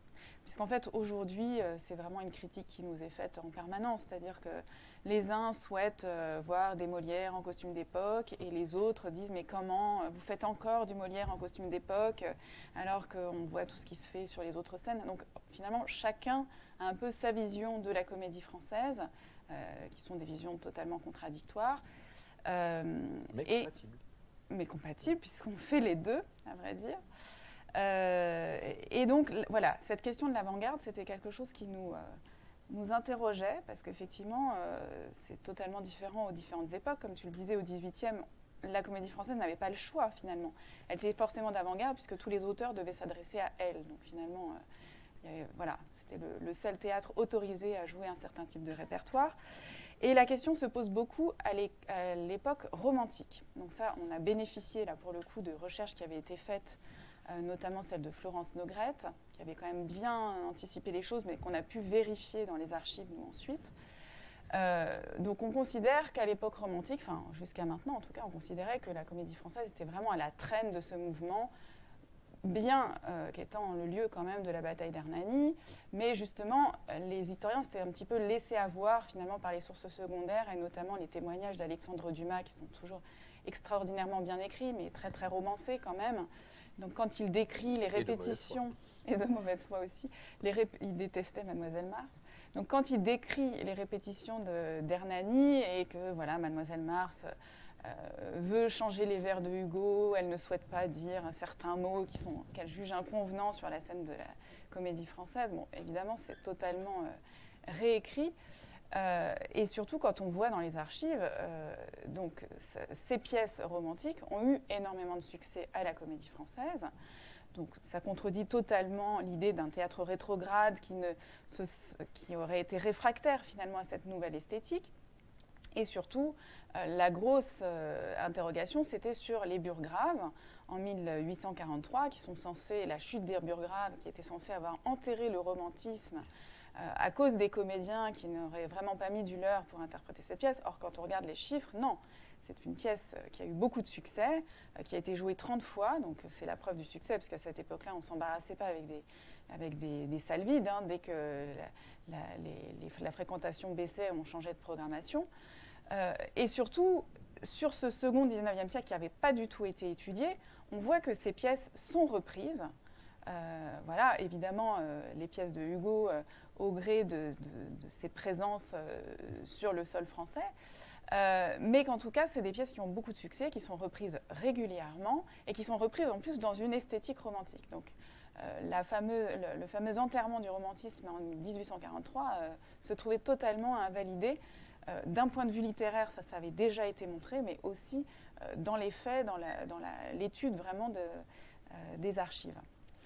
Voilà, donc on a été amené à revoir comme ça certaines idées reçues sur cette notion d'avant-garde et sur sa pérennisation dans le temps, et ça tu l'as dit également, enfin je ne sais plus si tu l'as dit, c'est quelque chose qui est très important pour nous, c'est que finalement, même dans les périodes où la Comédie Française était un petit peu en retrait par rapport à l'innovation scénique, elle a toujours été importante pour les auteurs en termes de validation de ces esthétiques. C'est-à-dire que quand un auteur veut percer sur le plan institutionnel, voilà, asseoir son autorité littéraire, eh bien, il présente des pièces à la Comédie Française, et ça, c'est vrai, finalement, de toutes les époques.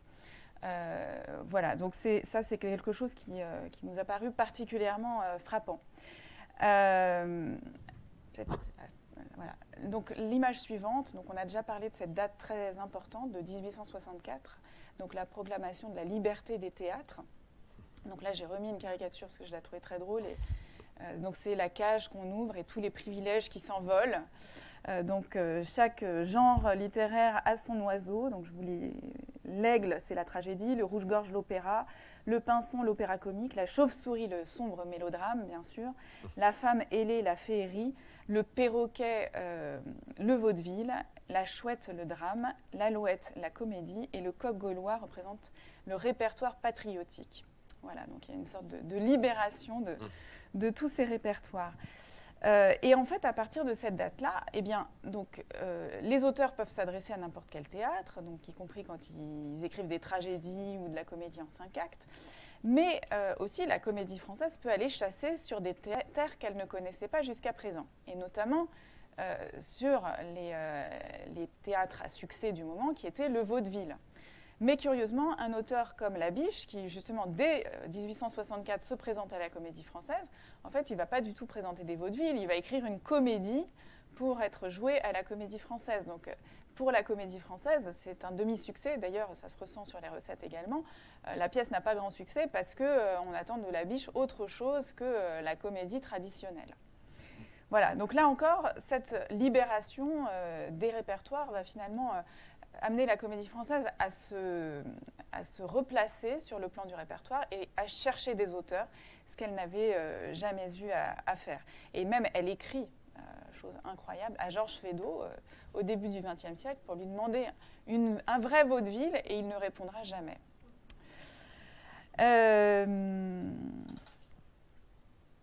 Voilà, alors avec le XXe siècle, comme tu l'as dit également, la question de l'avant-garde se diversifie sur le plan de la scène, donc de la mise en scène, mais là c'est pareil, on n'a pas vraiment le temps de tout rebalayer. Et puis, une chose aussi qui nous a paru importante, oui, on est déjà très en retard, c'est sur le plan théorique, parce que là aussi on a repéré quelques textes qui nous semblent absolument fondamentaux et qui font écho en fait aux disputes théoriques sur l'art dramatique et notamment au XVIIIe siècle. Donc là, alors c'est là, je ne sais plus, c'est pas celui-là. Ah. Il me semble que c'est celui-là, non? Non. Le quatrième mur, tu vas faire là. Oui. Ouais. Ah bah non, mais j'ai pas mis la bonne image, pardon. Donc en fait, on a redécouvert un texte qui date de 1780, qui est dans cette fameuse série des registres du comité, où les comédiens français adressent un réquisitoire à leurs supérieurs hiérarchiques, qui sont les premiers gentilshommes de la Chambre, où en fait, ils valident complètement les théories de Diderot sur le quatrième mur. Alors le quatrième mur, c'est l'idée que les spectateurs doivent être devant la scène comme devant un tableau vivant et qu'il ne doit y avoir aucune espèce de communication entre la scène et la salle. Et donc là, ça s'oppose totalement aux conceptions de Rousseau, puisque tous les deux, dans la même année, en fait, 1758, produisent deux textes complètement antagonistes. Donc Diderot, la théorie du quatrième mur, et Rousseau, c'est au contraire une vision participative du public. Voilà, qui participe à cette grande fête que doit être le spectacle. Et donc les comédiens disent en 1780, pour l'intérêt du public et des acteurs, un mur impénétrable devrait séparer toujours et les acteurs et le public. Il ne devrait jamais y avoir de communication ensemble dans cette enceinte qu'on appelle le théâtre. Ce qui n'a de mérite que par l'illusion, ce qui ne se soutient que par l'illusion, ne devrait jamais être subordonné à ce qui peut la détruire, c'est-à-dire justement à ce dialogue incessant qu'il y a au XVIIIe siècle entre la scène et la salle. Et donc ça, par exemple, ces découvertes-là, pour nous, c'est extrêmement important, parce que ça veut dire que les comédiens français n'étaient pas du tout en dehors des débats et s'engageaient ouvertement en faveur d'un auteur contre un autre, finalement. Voilà, donc Pardon ? Vas-y. Non, comme tu veux. Oui, vas-y. Et cette question donc, du quatrième mur, elle est assez emblématique de cette réflexion constante à la Comédie Française sur le rapport au public, en fait, hein, et qu'on retrouve à travers différentes réformes. Alors, on ne résiste pas au plaisir de vous montrer ces deux magnifiques éventails qui... Décor pour éventail. Décor pour éventail, oui, pardon. Qui, vous l'aurez reconnu, montrent des spectateurs en scène. Alors ça, c'est une question tout à fait intéressante, puisque la question du spectateur sur scène, elle se pose jusqu'en 1759, que les comédiens français, très rapidement, là aussi, expriment à la fois... enfin, ils sont dans une ambivalence, en fait. C'est-à-dire que les spectateurs sur scène sont aussi ceux qui rapportent le plus d'argent à la troupe, puisque c'est les places les plus en vue, au sens propre comme au figuré. Ça nous rappelle que le théâtre est d'abord un lieu où on vient se montrer, avant d'être un lieu, comme l'étymologie l'indique, où on vient pour voir, hein, et donc ces spectateurs sur scène rapportent à la fois beaucoup d'argent à la troupe et constituent un élément de contrainte extrêmement fort, puisque ça limite le périmètre de jeu d'une façon assez considérable, et que ces spectateurs sur scène, alors là, déjà Molière en parle dans Les Fâcheux, n'hésitent pas à apostropher le comédien, interpeller un acteur pour pouvoir faire un bon mot, faire preuve d'esprit, hein, comme on le faisait à la cour, et puis évidemment lui voler la vedette. Donc c'est un élément à la fois qui montre bien le statut subalterne du comédien à cette époque-là, hein, qu'on peut rabrouer, voire parfois malmener, au sens propre comme au figuré, et en même temps cette volonté qu'on retrouvera chez Lequin, dont on vous a parlé tout à l'heure, de faire tableau. On ne peut pas faire tableau à partir du moment où on a des éléments perturbateurs sur scène. Donc cette question, elle sera réglée en 59 par un grand mécène qui va régler le problème définitivement en disant que, à partir de ce jour, il achète l'ensemble des places sur le plateau et que donc on débarrasse un petit peu la scène de tout ça. Et puis le deuxième élément, et ça va complètement dans le sens de cette archive extraordinaire là, que tu évoquais, c'est la question de savoir si le parterre, donc cette fois-ci le public le plus populaire, avec beaucoup de guillemets à l'époque, hein, puisque populaire voulait dire, enfin le prix d'une place au parterre, c'était le revenu moyen d'un ouvrier à la journée. Donc c'est déjà quand même un tarif assez conséquent.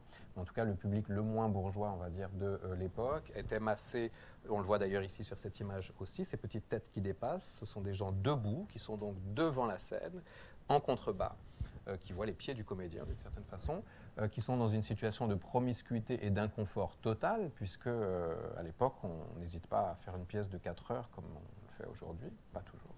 En tout cas, c'est devenu assez pénible pour nous, même assis, donc vous imaginez pour l'époque. Et c'est un lieu de dangerosité. Alors il y a une thèse américaine tout à fait fondamentale qui est repartie des archives de police et notamment des mains courantes déposées des dépôts de plainte en fait sur des incidents au parterre. Alors incident, c'est vraiment un euphémisme parce que ça pouvait prendre des formes vraiment extrêmement brutales. Donc un des objectifs des comédiens au XVIIIe siècle, c'est d'arriver à régler ce problème. Et ça renvoie en fait au débat esthétique que tu évoquais, c'est-à-dire est-ce que le public doit être participatif en termes modernes, doit s'impliquer émotionnellement dans ce qui se passe sur le plateau, voire doit pouvoir interagir avec les comédiens, les apostropher.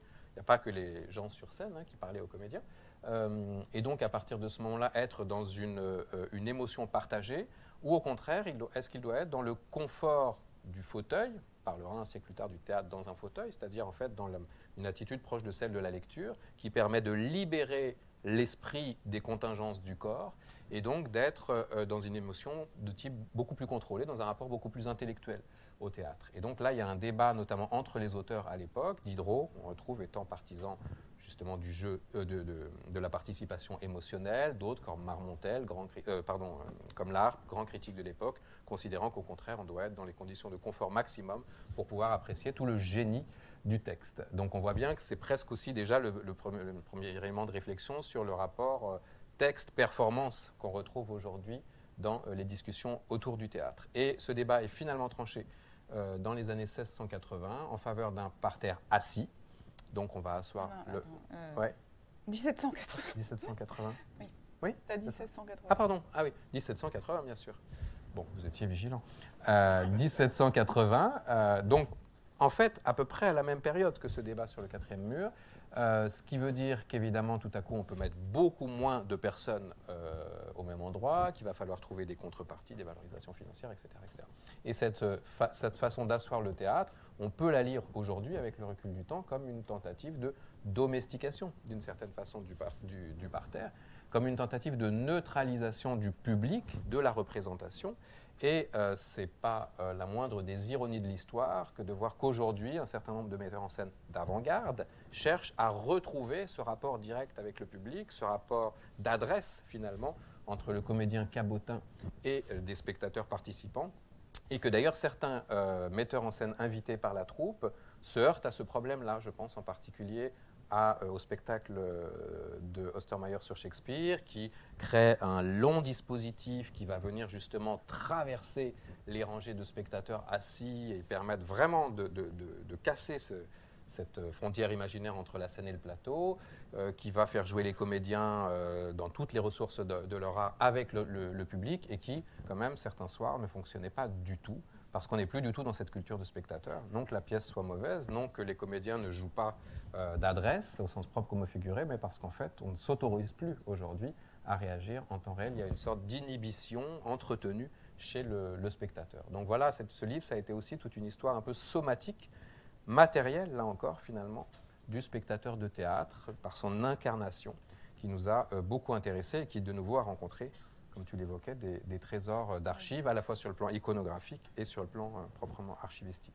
Et juste pour terminer, parce qu'il est déjà très tard, juste pour vous signaler que le deuxième décor, celui du bas, en fait, est une acquisition récente. Donc ça aussi, c'est quelque chose qui me tient à cœur, c'est qu'on continue à acheter tant bien que mal des documents. Voilà, donc c'était totalement exceptionnel, en fait, parce que ces témoignages de spectateurs sur scène sont très très rares. Et là, heureusement, l'expert n'avait pas identifié correctement la scène. Donc on a pu se porter acquéreur pour cette représentation. Et le livre en a été la première publication. Un petit peu de pub avant la signature. Bon, peut-être qu'on s'arrête là ? Oui, merci. Merci de votre attention.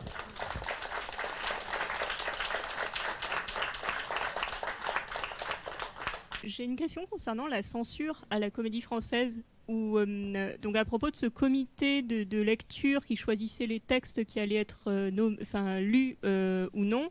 Et aussi, j'avais une autre interrogation par rapport à la censure. En fait, on dirait qu'il y a une auto-censure, que Labiche écrit autrement pour la Comédie Française. Ensuite, je me demandais aussi pour des comédiens, des comédies par exemple de Feydeau, il me semble qu'elles ne sont pas jouées de la même manière à la Comédie Française que dans d'autres théâtres. Enfin, du moins, j'ai des doutes sur la question. Alors, concernant la censure, en fait, elle est institutionnalisée en 1701 pour le théâtre. Et donc, c'est vrai que ça change beaucoup les choses. À partir de ce moment-là, il y a plus d'autocensure de la part des comédiens. C'est-à-dire que les comédiens anticipent la censure institutionnelle pour demander aux auteurs des corrections. Parce qu'effectivement, en fait, ce comité, donc, qui est au début constitué de l'Assemblée générale des comédiens, statue sur la condition des pièces. Donc, elles sont acceptées, refusées ou acceptées à correction. Donc, ça, c'est là où, évidemment, il y a beaucoup de débats. Parce que comment un comédien peut demander à un auteur de corriger sa pièce, évidemment, à certaines périodes, ça pose vraiment de nombreux problèmes.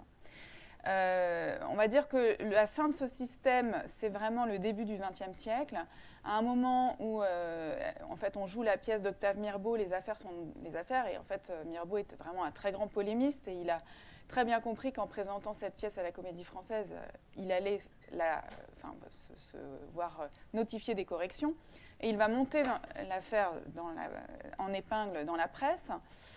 Et à la suite de ça, justement, l'administrateur général va supprimer le comité de lecture. Donc là, c'est vraiment un point de rupture, puisque l'administrateur général endosse complètement la responsabilité du répertoire. Et il se rend compte au bout d'une dizaine d'années que c'est une très mauvaise idée, évidemment, puisqu'il est la cible de toutes les critiques, alors qu'avant, ces critiques étaient collectives. Voilà, donc c'est un peu comme ça que ça s'organise. Mais effectivement, il y a une part d'autocensure de la part des auteurs. Alors, de la part de la Biche, à ce moment-là, je pense que c'est plus l'idée d'être reconnu dans le grand genre, quand même, qui est le genre de la comédie, alors que le vaudeville est toujours considéré comme un genre mineur, en fait, sur le plan, dans la hiérarchie des genres dramatiques. Mais après, pour Feydeau aujourd'hui, puisque c'était la dernière partie de votre question, non, je pense qu'on va quand même assez loin. Aujourd'hui, dans la mise en scène de Feydeau, il n'y a plus trop de retenue, on va dire, par rapport à tout ça. Et d'ailleurs, quand Feydeau est véritablement entré au répertoire dans les années 1950, ça a été vraiment des scandales, hein, parce que l'idée d'avoir un lit sur la scène de la Comédie Française, c'était déjà quelque chose de totalement impensable pour le public. Et puis plus largement, ce qui est intéressant aussi au théâtre, c'est que la censure, elle s'exprime à deux titres, en fait. C'est une des spécificités du théâtre. Elle s'exprime à titre préventif, comme dans n'importe quelle œuvre destinée à être rendue publique, et la scène est une manière de la rendre publique, comme l'édition pour d'autres types de supports. Donc il y a des censeurs royaux qui statuent sur la recevabilité ou non de la pièce, et ensuite le préfet de police, qui est présent ou a des délégués dans la salle, peut s'autoriser des demandes de modification en fonction des réactions, on y revient, des spectateurs. Et c'est le cas, par exemple, en 1793, au moment où on représente la Pamela de Neuchâteau, dont je vous parlais tout à l'heure, qui est à l'origine en fait, de l'interdiction de la troupe du Théâtre de la Nation. Le point de controverse et la motivation de l'interdiction portent là-dessus. C'est-à-dire qu'on n'a pas respecté les demandes de coupe qui avaient été faites par la préfecture de police. Et donc, finalement, le chaos, le chahut dans la salle, les réactions malencontreuses des spectateurs qui vont évidemment entendre des allusions politiques dans la pièce parce que le jeu de l'acteur les suggère, vont être la raison pour laquelle on va sanctionner assez lourdement la troupe. Donc voilà, il y a une censure préventive et puis curative d'une certaine façon en fonction justement de la capacité du public ou non à voir ce qu'on appelle au théâtre la double adresse, c'est-à-dire cette façon de dire autre chose que ce qui est dit au personnage. C'est assez intéressant. Oui, merci pour votre exposé. J'ai deux questions sur le répertoire. Vous avez parlé du répertoire qui est permanent. Or, je constate par exemple qu'un auteur comme Corneille n'est plus joué depuis 10 ans, 15 ans, je ne sais plus. Oui, tout à fait. Ça, c'est la première remarque. La oui. deuxième question, à partir de quand les comédiens du français ou la Comédie Française a-t-elle intégré des auteurs étrangers ? Anglais, allemand, italien, etc. Alors, sur le répertoire, effectivement, on a parlé d'un répertoire de plus de 3000 pièces. Moi, j'estime qu'on en joue régulièrement, finalement, 25, 30, mais pas plus. Et effectivement, Corneille a fait l'objet d'une désaffection dans les dernières années, qui est un peu problématique même vis-à-vis de notre mission, mais en même temps, le répertoire, c'est quelque chose qui vit et qui change selon les époques. Donc c'est vrai que certains auteurs qui ont été très joués à certains moments ne le sont plus du tout aujourd'hui. Alors je veux pas, ça ne préjuge rien de ce que je pense par rapport à Corneille, mais voilà, ça c'est vraiment le goût du moment et c'est ce qui rend cette chose-là compliquée. Et c'est ce qui explique aussi qu'il y ait beaucoup de récriminations par rapport à ces questions-là, parce que chacun a sa vision du répertoire qui lui est propre. Mais l'Éclipse de Corneille n'est pas spécifique à la Comédie Française, c'est-à-dire qu'on voit qu'on le joue aussi beaucoup moins dans d'autres théâtres dont c'était la mission. Voilà, le TNP l'a beaucoup joué, voilà, il y avait toute une côté missionnaire, et aujourd'hui on le voit quasiment plus nulle part en fait. Oui, c'était le CID, effectivement, il y a une quinzaine d'années. On a joué la Place Royale au Théâtre du Vieux-Colombier depuis. Ouais. Et le répertoire étranger, alors ce qui est très intéressant, c'est qu'au départ, évidemment, c'est un répertoire de théâtre français. Donc, par exemple, le premier auteur étranger qui est au répertoire, c'est Goldoni, mais il écrit en français. Donc là aussi, de son vivant, mais voilà, il s'adapte. Ensuite, alors le répertoire shakespearien est entré sous forme d'adaptation, et même sous le nom d'auteur des adaptateurs, finalement. Donc, c'était plus du tout les pièces de Shakespeare, mais des versions très édulcorées, comme tu le disais. Considérées comme trop barbares pour le goût français. Voilà. Shakespeare d'origine. Alors, à partir de la fin du XVIIIe siècle, ces adaptations, et même les auteurs de romantiques, par exemple, qui ont quand même un goût particulier pour Shakespeare, vont adapter Shakespeare, mais édulcorent toujours Shakespeare. Hein. Il y a des versions de George Sand qui sont mais pas du tout proches de l'original, par exemple. Les premières véritables traductions de Shakespeare, c'est vraiment la toute fin du XIXe siècle. Et encore, selon les pièces, ça varie beaucoup. Il y a encore des adaptations, même dans les années 1930. Et il y a un administrateur qui s'appelle Émile Fabre, dans les années 20-30, qui lui va faire entrer au répertoire le répertoire scandinave. Donc par exemple Ibsen entre au répertoire. Et là, on va dire à partir de ce moment-là, quand même, on a beaucoup plus d'auteurs étrangers qui entrent dans des traductions. Donc c'est vraiment finalement très récent. Voilà. Et aujourd'hui, il y a autant d'auteurs français qui entrent au répertoire que d'auteurs étrangers finalement.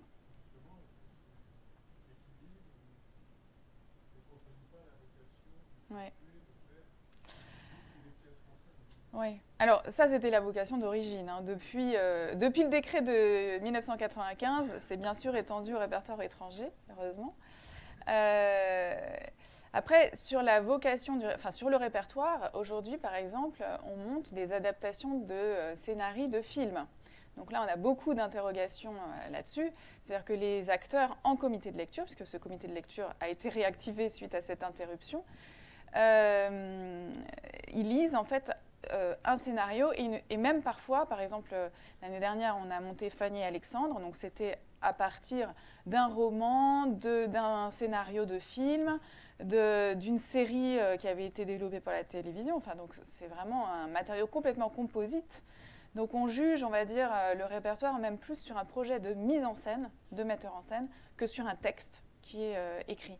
Mais là, quelque part, je dirais qu'on retrouve un peu la vocation d'origine parce que, comme tu le disais, du fait de cette censure curative, en fait, très souvent, au XVIIIe siècle, eh bien, la pièce était jouée. Alors, elle était jouée d'abord à la cour, qui est la première création. Donc, le public de la cour se prononce, il peut y avoir des modifications, et ensuite, on crée la pièce à la ville, donc dans le théâtre parisien. Et là, en général, la censure est beaucoup plus virulente. Et parfois, il arrive que les pièces soient complètement remodifiées en une soirée. Le jour même, elle est jouée en 5 actes, le lendemain en 3 actes. Et entre-temps, c'est les comédiens qui sont intervenus. Donc ce travail de ce qu'on appelle aujourd'hui le travail du plateau, l'écriture de plateau, en fait, elle existait déjà au XVIIIe siècle. Donc il faut relativiser, on va dire, ce texte, on va dire, canonique. Ça, c'est une vision finalement assez contemporaine. Jusqu'à la fin du XIXe siècle, ça ne fonctionne pas comme ça. Et une archive assez extraordinaire pour attester de ça, ce texte matériau, c'est les fameux manuscrits de souffleurs, qui sont aussi un fonds tout à fait conséquent. C'est-à-dire en fait le texte scénique tel qu'il a été joué, avec les modifications de texte, des passages biffés, réécrits en marge, des paperoles collées sur le texte d'origine avec le texte qui s'est substitué. Donc on a comme ça une sorte d'archéologie de ce qui s'est joué et qui est parfois très notablement différent de ce qui a été ensuite acté pour l'édition après coup de la pièce. Et c'est le vrai de très grands auteurs tels que Beaumarchais. Si on compare les manuscrits de souffleurs de Beaumarchais à l'édition imprimée, on voit qu'il y a eu quand même une altération très importante en fait du texte scénique, quoi. Donc là encore, un préjugé qui saute, la Comédie Française, en fait, a inventé les écritures performatives de plateau, dont aujourd'hui les théâtres d'avant-garde périphériques essayent que remettre au goût du jour d'une façon assez convaincante aussi, d'ailleurs.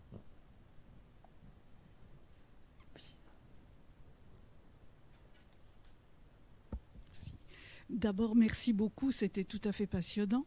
Je voudrais dire, moi, je fais partie des gens qui regrettent Corneille.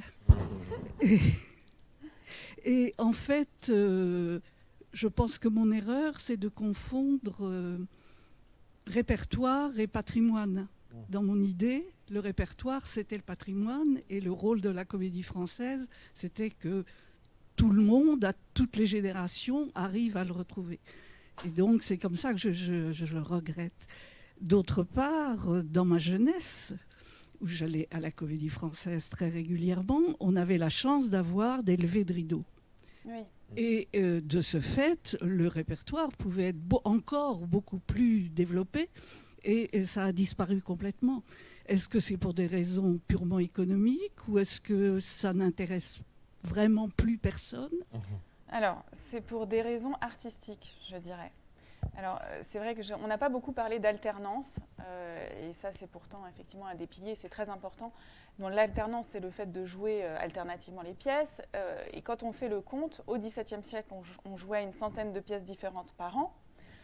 Au XIXe siècle, 200 pièces différentes par an, parce qu'il n'y avait pas 2 pièces, mais 3 pièces programmées dans la même soirée. Et aujourd'hui, à la salle Richelieu, on joue une quinzaine de pièces. Donc évidemment, notre mission, elle est mise à mal aussi vis-à-vis de cette réduction de l'alternance. Et comme vous le disiez, tous les levées de rideau, désormais, sont un peu relégués dans le fond de notre répertoire. Ou dans les journées particulières. Ou dans les journées particulières, qui sont un cycle de lecture-spectacle que j'anime. Mais ou aussi au Studio Théâtre, qui est la petite salle qui joue à 18h30 sur des formats courts. Donc là, on a parfois remonté des Marivaux en 1 ou 3 actes. Des comédies de Voltaire.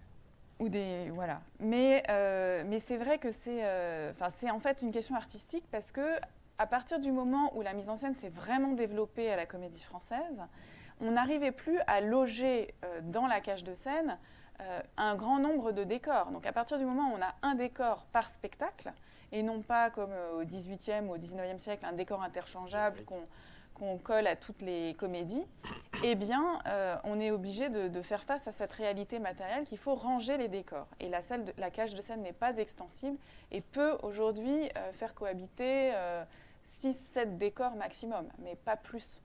Et qui dit lever de rideau dit quand même un décor supplémentaire. Donc c'est vrai que je pense que c'est vraiment pour des questions de mise en scène qu'on a réduit l'alternance, et puis bien sûr pour des raisons économiques, mais c'est très lié. C'est-à-dire, une mise en scène, c'est un budget, et donc voilà. Donc je pense que c'est l'idée. Peut-être aussi pour des raisons sociologiques, qui est que la capacité d'attention du spectateur est quand même plus la même qu'à cette époque glorieuse dont vous parlez.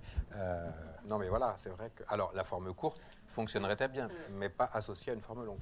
Le seul endroit où on a encore ça, c'est les concerts rock, avec une première partie. Et puis là, c'est vrai, non, mais en fait, c'est ça. C'est le principe du lever de rideau, en fait. Un jeune artiste... C'est pour chauffer la salle, mais de même qu'au XIXe siècle, quand on a 3 pièces, j'ai fait le compte que parfois, c'est des soirées de 5 heures. Donc, bien évidemment, les gens ne restent pas 5 heures assis sur une chaise. Ils arrivent au milieu, ils repartent à un moment donné. Enfin, on a un accès beaucoup plus libre, en fait, à la salle de spectacle. Et ça aussi, ça change énormément aujourd'hui. Et c'est une autre acception de l'alternance que de se dire, finalement, la pièce qu'on a vue pour moitié aujourd'hui, on peut voir l'autre moitié dans 3 jours, parce qu'elle va rejouer. Bien, moi, j'ai une question sur, effectivement, la place des comédiennes dans, justement, du moins, le premier pas de temps de la Comédie Française. Quand vous parliez, effectivement, de cette autogestion, entre guillemets, est-ce que les comédiennes prenaient une part active? Est-ce qu'elles avaient droit au chapitre de la décision? Alors, tout à fait. C'est d'ailleurs totalement exceptionnel. En fait, elles ont une voix, exactement comme les hommes, et elles sont titulaires d'une part, exactement comme les hommes. Égalité de salaire. Égalité de salaire, bien sûr, et de pension de retraite, puisque ça aussi, ça existait. La seule chose, c'est que malheureusement, elles se sont fait confisquer leurs droits parce qu'elles y ont renoncé. C'est-à-dire que très souvent, elles étaient l'épouse d'un comédien, et que c'était le comédien qui allait à la réunion et qui votait pour 2. Et petit à petit, tout ça s'est délité et à certains moments de cette histoire, elles sont exclues notamment du comité de lecture. Donc ça, c'est une histoire très intéressante à retracer, en fait, qu'on a sans doute fait assez imparfaitement parce qu'on ne pouvait pas aborder tous les sujets, mais ça serait un sujet en soi, en fait.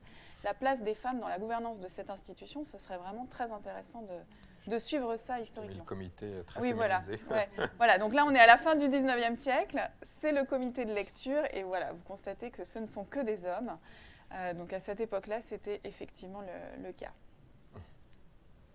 Oui.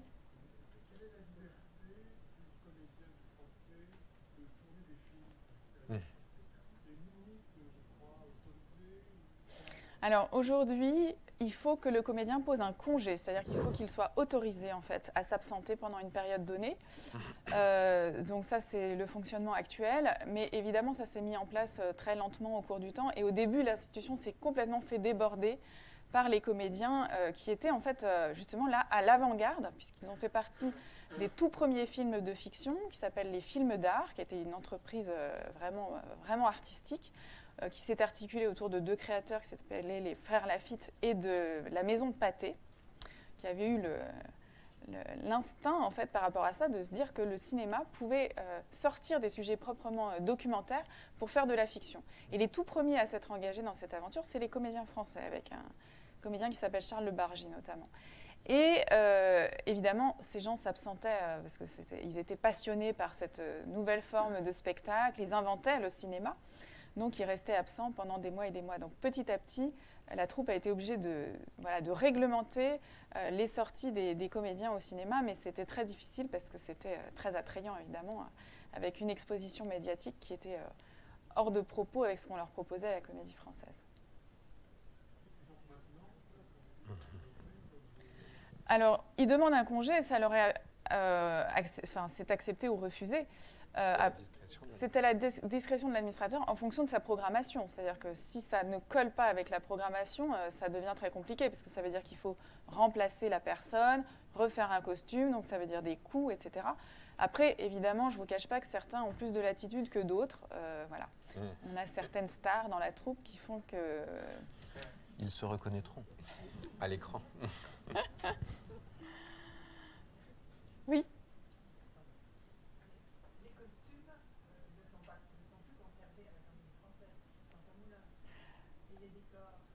Alors, les costumes sont en partie à Moulins, ils sont quand même en partie à la Comédie Française, donc c'est parce que justement c'est vraiment un patrimoine vivant, dans le sens où les ateliers voient un immense intérêt à conserver des pièces du XVIIIe siècle, par exemple, à proximité, pour pouvoir copier un veston de telle époque et d'avoir le document sous les yeux pour pouvoir relever le patron. Donc ça, c'est une pratique unique, parce que c'est le seul théâtre à avoir cette chance-là.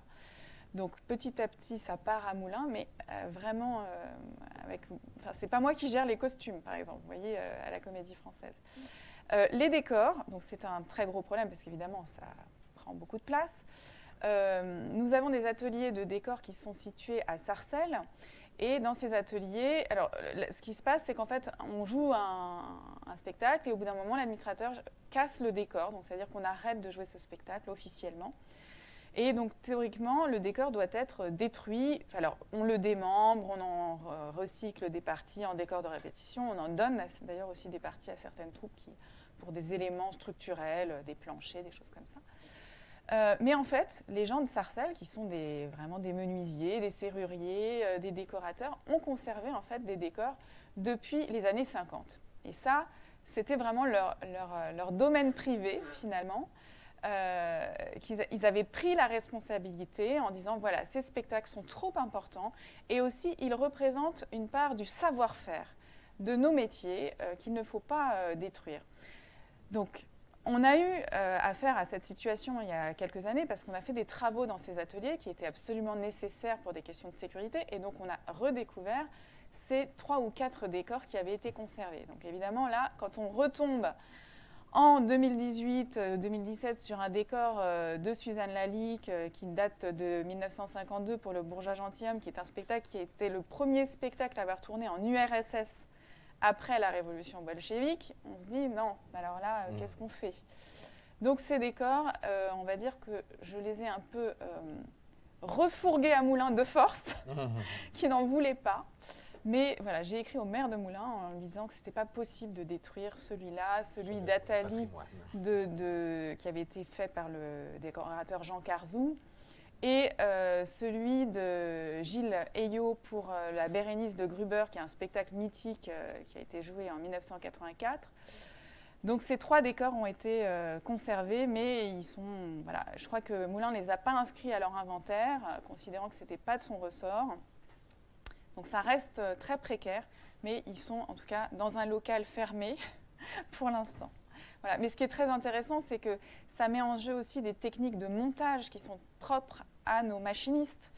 Donc j'avais proposé à Moulins, mais si vous souhaitez monter ce décor, il est évident que certains machinistes de notre équipe vont venir pour vous montrer comment faire, parce que c'est vraiment un savoir-faire qui remonte là vraiment au XVIIIe siècle, hein, avec des techniques très particulières. Donc, voilà. Qui est issu de la contrainte, puisqu'un décor, c'est le cahier des charges qui est fixé à chaque metteur en scène invité, aussi prestigieux soit-il, doit être montable et démontable en 1 heure, pour les raisons qu'on évoque. Pour l'alternance. Et ça, c'est non négociable, même pour les plus grands.